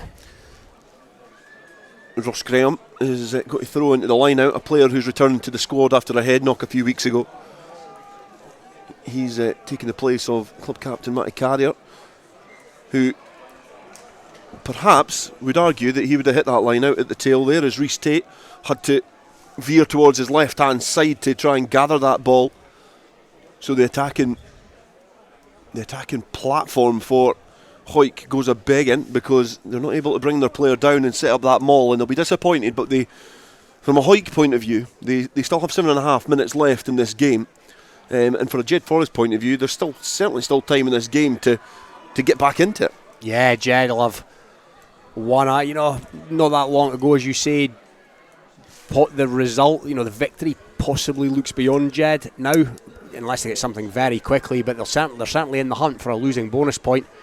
Hawick still chasing that 4-try bonus point, but you're right, that was a big chance gone a begging there after Kirkford's beautiful touch finder into the corner. For the line out to malfunction at that point is not what Matty Douglas wanted to see. The forwards always say they get very frustrated when they do all the hard work and the backs knock it on, but I think Kirkford certainly has the backs champion case in terms of the role reversal. And there is going to be a replacement for Hawick, because Fraser Rennick, has returned to the field of play. And I think Rhys Tate is the player trudging off. He's had a try scoring return to Hawick, but it could have been so much better had he passed that ball about 10 minutes ago for Hawick to get their third try, which they eventually did get. But he gets a round of applause from the spectators here at a very busy Mansfield Park, as Gareth Welsh looks to try and drag Gary Young over his own try line to get the attacking scrum, but he's been ushered away by the referee. And now the replacement, Matthew Atkinson, bouncing his way into contact, asking his fellow players to support him as Jedforest kick downfield, and it's not going to find touch, but I don't think they'll be bothered, because they can escape their own 22 as they all run out. But there's a bit of space in behind as Kirkford stabs it in behind Robbie Shearer-Gibb. Lewis Ferguson was charging down on that, but Robbie Shearer-Gibb is now looking to try and go it alone. He runs very lateral, but he does beat 4 players until he's eventually brought to ground by Kyle Brunton. Now Robbie Deans, who bounces off his left foot and then straightens up. But he's running into a bit of trouble because he was isolated in attack. Hawick managing to get over that, and you would imagine here that Ross Graham or Fraser Rennick will get a chance for a bit of retribution to throw into this line out if Kirkford can continue his accuracy with his right boot. Yeah, it's going to be that cultured right boot as he strikes it. The touch judge comes 7-8 metres out maybe. So another great platform for Hawick here as the clock ticks down. Yeah, you would say he's perhaps got about, it's maybe not as close as he has been with his other attempts, but I would rather be that side than the other side of the try line anyway, from a penalty. We see it time and time again. Kickers perhaps biting off a little bit more than they can chew. And Kirkford, as calm as you like, kicks it into the corner again to find Hawick some attacking positions, as a few replacements are going to be made for Jedforest as well. You can see Grant Paxton running down the sideline as well as Gary Young. As Hawick hit the tail, and Stuart Graham had to stretch his limbs to gather that from the sky, and now Fraser Rennick is packed down at the base. The charge from Hawick coming on. There's a replacement. Atkinson just tries to grab onto the player. Kyle Brunton now finding Andrew Mitchell, who was so important in that second try, but he's been stripped here, and now Jedforest look to try and free the shackles from inside their own 22. The ball goes wide into the hands of Mason Cullen, and he's got the wheels turning, and he's over the 10 metre line. And again, Jedforest managed to escape without conceding a try.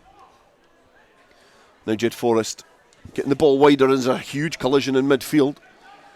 Clark Skeldon, the captain, leading from the front. He's had an impressive day with the ball in hand, carrying for Jedforest. Now Bambrick's got a ball to play with, but he was open there and he was unprotected by his fellow players. And Sean Fairbairn just charged straight through the open door onto the scrum half. And now Lewis Young finds some space. He's been tackled well there by Logan Gordon-Woolley. Jedforest have made some good yardage after stripping Andrew Mitchell inside their own 22. And Finlay Scott, another player who's had an impressive outing. He's never shied away from contact or taking the ball into the faces of the Hawick players. And Gregor Young distributes and passes in field. It's McNeil who's managed to get his way towards the 10-metre line. They're having to dig about a little bit, Jedforest, to try and get the ball back, and they're doing well to do that as Big Atkinson just charges over the wanting Hawick defence. And Jedforest now find themselves in the Hawick 22 after defending their own line. And Finlay Scott is one of the players looking to try and put his hand up for it, taking the effort ever more forward. And great play there from Cranston. Caught with the ball between his legs. Bambrick, he was caught with the ball between his legs and managed to distribute. But the ball's not well protected in there, but Gregor Young acting as first receiver. Does find the short line, it is Cranston. He floats the ball over the far side. Robbie Shearer-Gibb looks to try and evade the clutches of Lewis Ferguson, and it's a great steal from Kirk Ford. He had absolutely no time in the world to get that back on his side, but he just ripped the ball from the clutches of the Jedforest defence, and now Hawick can try and kick downfield if they can set up this exit platform. Fraser Rennick, one of the players in there, as the ball is ghosted back. It's in the hands of Brunton. He kicks downfield, but Bambrick is covering the touchline. He passes infield to Gregor Young. He's looking to try and go round the outside of Logan Gordon-Woolley, who passes to Mason Cullen, who looks to just weave his way infield and then back out. But he's been carried over the touchline. And that is, in terms of quality, that's probably the best 5-10 minutes we've had in this game. We've got a minute left. Hawick 21 and Jed 7. Both teams could potentially be leaving this game relatively disappointed, because you would feel Hawick would think they could get the bonus point win. But Jedforest have certainly got an opportunity to try and leave here with something. Yeah, Jed will be looking to take a losing bonus point back down over the Dunyan to Jedburgh there. But that was a good chance, but take a bow, Kirk Ford. Not only is he an artist on the front foot, he does not shirk his defensive duties, and he came up with a coughed ball there. And yeah, if anybody was asking me for my thoughts on a man of the match, not that anybody will be, but don't be hard on yourself. He would be accepting that accolade from me. The throw into the line out for Hawick has been successful, but I think it looks like it's been stripped, and it's going to come back on a Jedforest side. But Hawick have done well to get themselves in there and wrestle that ball back as Rudy McLeod takes play forward. The replacement prop, Welsh. Brunton tries to pass to Mitchell, but it's went to ground, and Logan Gordon-Woolley has got the ball in hand, but it's drifted forward there and perhaps just evaded the clutches of Andrew Mitchell, who stands there underneath his own sticks, outstretched arms, in complete disagreement with the match official. But it's going to be an attacking scrum for Jedforest, and just when we said that they could potentially leave here with something, I don't think they'll get a better opportunity. No, it's a scrum. Centre field, shadow of the Hawick sticks. And yeah, if you wanted a position from which to work when you're chasing a losing bonus point as the clock ticks towards the red, then it doesn't get any better than this. This is A1. Yeah, this is the exact position that you'd want. Obviously in behind the scrum for Jedforest, they've got Lewis Young, Cullen, Gregor Young. They've also got Ferreira and Shearer-Gibb. The Bambrick at scrum half, and also Cranston is out there as well, a replacement for Jai McGough. So they've certainly got attacking endeavour in behind the scrum, but they also have the sizeable contributions of the likes of Finlay Scott, Paulo Ferreira, Skeldon, Atkinson now as well. And Atkinson as well. He looks an acquisition to me, Atkinson. Yeah, he's a good player, an old-fashioned second row. He perhaps spends more time in Jim Jack's than the gym, which is a popular people's fish and chip bar, but he's a sizeable character as he ghosts above Clark Skeldon as they embrace and look to go into the cluster of this scrum. So he's certainly a sizable acquisition for Jedforest. The clock at the club side illuminates 0 minutes left to play as Bambrick, he finds Lewis Young, who looks to dance back in field, but he's been wrapped up well by the Hawick defence. And Jedforest now still attacking, looking to try and get that losing bonus point. Still got plenty to play for here, as Hawick will certainly keep their grip on the Bill McLaren shield, but Ricardo Ferreira looked to try and get the offload in there, but that's a great tackle by Kyle Brunton. Managed just to get in there, suffocate that ball, but the advantage is coming for Jedforest. They've got a free ball to play with, and Finlay Scott is one of the players who's wanting to gamble in attack as he puts the big outstretched arm and tries to palm off the Hawick challenges. But Jedforest are conceding territory so far. And now Lewis Young is charged back in the collision there as Rudy McLeod piles himself in and looks to just try and dislodge the ball. The referee's still got playing the advantage for Jedforest, and you'd imagine he'd put whistle to mouth shortly, which he does now. And a little bit of afters there in between a few players. And I think we've got perhaps Lewis Young and Dalton Redpath were in there, and all the players just huddled together. Ricardo Ferreira's just went round the neck of Rudy McLeod, and now the Hawick players are a little bit disgruntled at that, as the backs are now protecting the prop forward. I think it was actually around the neck of Stuart Graham. I think Ricardo Ferreira should have probably been told about Stuart Graham's temperament before the game. Easier people to pick on.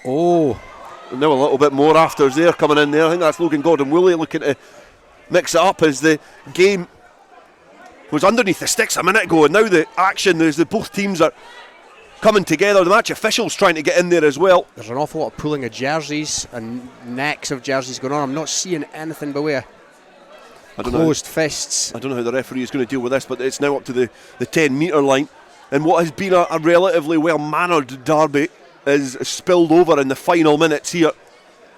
And Logan Gordon-Woolley, I think it's actually Lewis Ferguson actually, who's the player who's a fiery little winger. He's mixing it up with anybody who's willing to take him on, and I think it's really going to be really interesting how the referee and the match officials deal with this, if they've seen anything in this game. Yeah, the ARs are on anyway. As we say, it's still 21 points to 7. Hawick lead at the moment. Their perch at the top of the Premiership is precarious at the moment, due to other results elsewhere in the country, which we'll give you a full update after the conclusion of this game. That seemed to stem, or it seemed to go up a level when Ferreira took somebody round the neck. That seemed to really ramp things up, and I wouldn't be surprised if Jed had the advantage for the penalty. I wouldn't be surprised if it gets reversed for that though. The match officials just having a little conversation in the middle as they're trying to probably agree, how do we get away with this? We need to do something. A little nod there. The typical referees waving of the arms at a horizontal level is a good way to communicate, isn't it? They always do that, and I think they're just going to bring the two captains in, Sean Muir and Clark Skeldon. The two captains having a little bit of a conversation with the match official. He's guided most of this content towards the Jedforest captain. Sean Muir is now ushering his players forward, and the referee has given the penalty to Hawick, which, on the balance of what I could see, we're in a fortunate position that we've got a screen to our right hand side. Robin has been hogging it for most of the game, but we could see it fully. We could see that Ricardo Ferreira perhaps escalated that by going round the neck, and from what was a position that Jedforest could have perhaps got points, Hawick now have their tail up and they're attacking. Yeah, that's criminal by Jed there. One of the best attacking positions they've had this whole game, chasing down a losing bonus point. Musselburgh beat today, no bonus point for them. Heriot's won. Jed could have done with a point, and they had no better opportunity, and whatever's happened in there, if it was the Ferreira incident, that's turned the tide, and it's now Hawick that are looking to turn the screw. Fraser Rennick, who's our view from the back of the commentary gantry, is slightly impaired by the floodlight pillar in front of us, but we can see that he's hit his target at the tail. It's been flat back, and Gareth Welsh having to distribute to Brunton, who passes out the back to the replacement Logan Gordon-Woolley, and now Andrew Mitchell distributes to Kirk Ford, who's taken slightly round the neck by Ricardo Ferreira, but he was falling, so the referees and the match official letting that one slide. As Hawick look to try and keep going, but they get caught on their back. There's another bit of afters coming in there as well, and this derby has got the potential to boil over, and it's now in the hands of Lewis Ferguson. He's got a couple of the big guys looking to try and thwart his charge towards the line. Dalton Redpath now up towards the 22, and now Kirk Ford, he's looking to try and sweep up the ball and keep it in. The referee's got a good view of that, and now Hector Patterson, who's returned to the field of play, is distributing from the base of the ruck into the hands of Sean Muir. Now up towards the 22. Hawick, the other scrum half that's on the field, Gareth Welsh, distributes, and Rory McLeod now charging towards the Jedforest line. Whatever Ricardo Ferreira has done to this Hawick team has disgruntled them, as Logan Gordon-Woolley weaves his way in towards the Jedforest 22. Lewis Ferguson looks to try and take that on a Jedforest side, but Gareth Welsh does well to bring it back. Now Dalton Redpath is just wrapped round the knees by Jedforest and pushed back as Kyle Brunton goes for the little show and go. A little bit of an ooh and an ah comes from the Mansfield stand. It looked good from where I was, but now Ross Graham looks to go. He's been wrapped round the neck by Gregor Young. He looked to piggyback his way onto the charging Burnley hooker. And now talking about Burnley hookers, it's Fraser Rennick now with the ball in hand. Hawick have the advantage here, and from when they looked like they were going to concede in front of their own posts, they've now got the opportunity to get that bonus point try. Ross Graham offloading out the tackle. Now Andrew Mitchell looks to just go straight through Gregor Young. Hawick have the opportunity to get that bonus point try and maintain their position at the top of the Premiership. Dalton Redpath evades the first couple of challenges, looks to get that big arm free to get the offload in. Not able to, but he's got the ball back on Hawick's side. Gareth Welsh passes to the blind side. Sean Muir is there. Can he sneak his way over the line? He's going to do well. He does get over the line. Hawick get the bonus point try. The referee retreats to the corner of the field, but it is the captain for the day, Sean Muir, with the final try here at Mansfield Park. They do get the bonus point. They will maintain their position at the top of the Premiership, and Hawick fans, they can certainly leave Mansfield Park happy, and Jedforest perhaps masters of their own downfall. Yeah, massive moment potentially in the context of the season. The 5-pointer is achieved by Hawick. Big win for Currie, of course, today, and Eden Brackie slipped up, so yeah, big statement win for Hawick, this bonus point win in their quest for a home semi-final, and I can't see anything other than that now, Dale. Yeah, I think if they can maintain these wins, I don't think it's about bonus points. I think if they can maintain these wins, they will go into that with a lot of confidence. Just in front of us, it's some handshakes. Ronan McKean, Graham Hogg, Rhys Tate. He had his part to play in this victory. They're certainly looking very pleased with themselves, but proceedings are still yet to come to a conclusion, because Kirk Ford has got the conversion attempt on the far side. The right-footed kicker on the 22. Can he make it a full house? He can. It's just ghosted in front of the posts, but it does end here. It is Hawick 26, Jedforest 7, and on the balance of play, Robin, you would say that is a fair result. Yeah, Hawick found something when they needed it. Jed, oh yeah, talk about a swing. Jed were right in it, looking for, at the very least, a losing bonus point at one point, but a fair play to Hawick. They upped it when they needed to up it. Cometh the hour, cometh the man, the captain, the most experienced player, Sean Muir. He goes over, and Hawick in a good place at the top of the table. Sean Muir making his 199th appearance for Hawick. He will make his 200th appearance in his next outing in a green jersey, but he's capped it off with a captain's performance. They get the bonus point victory here at Mansfield Park, and they maintain their position at the top of the Tennent's Premiership. It finishes here. It's Hawick 27, Jedforest. It's Hawick 26, Jedforest 7. Thank you very much indeed to Dale and to Robin. And of course that late try means that they overtake Currie, who had won earlier on today by 34 points to 5. So that's the big difference, because Currie would have gone ahead on points difference, but Hawick will top the table. The Premiership results for you: Currie 34, Musselburgh 5, GHA 31, Heriots Blues 44, Glasgow Hawks 19, Selkirk 29, Hawick 26, Jedforest 7, and Mar 42, Edinburgh Accies 29. So it's top of the table for Hawick, who move on to 43 points. Currie on second with 42. Third place Edinburgh Accies 38. In fourth place Selkirk go back into the playoff positions with 30 points. They're ahead of Glasgow Hawks, who are now on 27. In sixth place it's Mar with 23. Then it comes Jedforest on 18.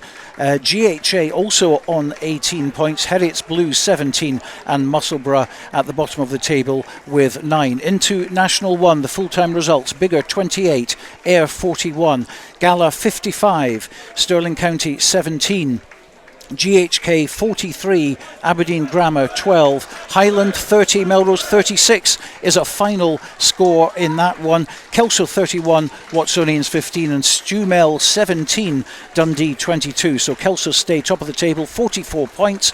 Ayr in second, 38. Gala in third, 36. Melrose in fourth, 35. Highland, with the last try of the game, got themselves 2 bonus points, a try bonus and a losing bonus as well. They're on 25. Joint 7th, Biggar and Stirling on 18. Dundee have gone above them with 19.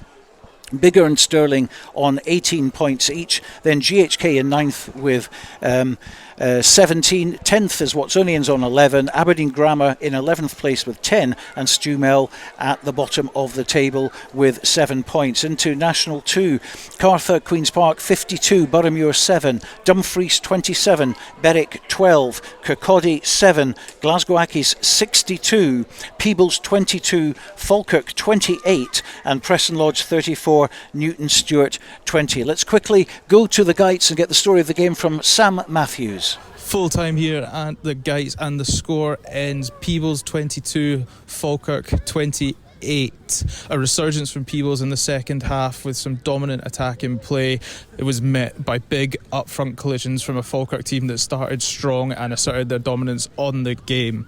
A great affair had by all. 4 tries in the first half for Falkirk, as I mentioned, really set the pace, securing that bonus point. 2 tries for Peebles, one either side of half time, dragged them back into it. Another try for Peebles on the 60th minute meant it was all to play for, and a final 20 of non-stop hard-hitting action. A great game down here at the Guides.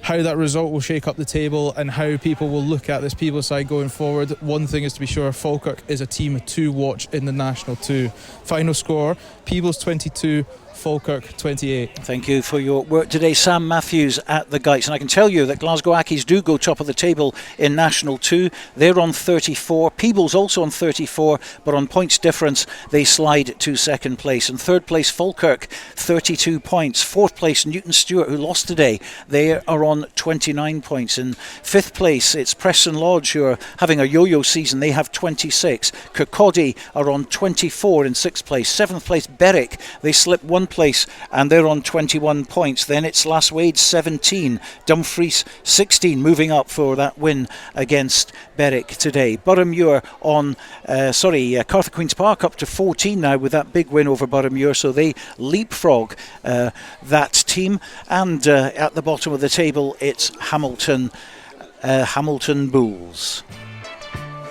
Well, what a day we've had here. In the Premiership, wins for Currie, Heriots Blues, Hawick, Selkirk and Mar. In National 1, victories for Gala and Ayr, GHK, Melrose, Kelso and Dundee. In National 2 ended Peebles 22, Falkirk 28, Dumfries 27, Berwick 12. The East League results: Leith 91, Duns 5, Langham 24, Livingston 19, Pennycook 43, Hoytlandine 12, Edinburgh Uni Medics 52, Earlston 15, Liberton 0, Hoyt Quinn 69 and Trinity Accies 54, Galloway M 12.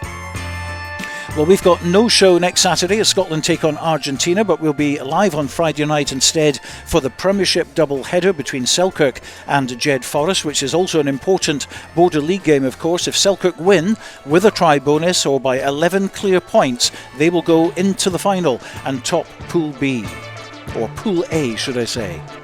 If they don't do that, of course, it will be Hawick who progress. Jez lost to Hawick early in the season means they cannot reach the final. We'll also be covering Melrose's home game on Friday night. That's against Stuart's Melville at the Greenyard. So hope you can join us then. But for now, from me and the team here at Borders Rugby Radio, a very good afternoon.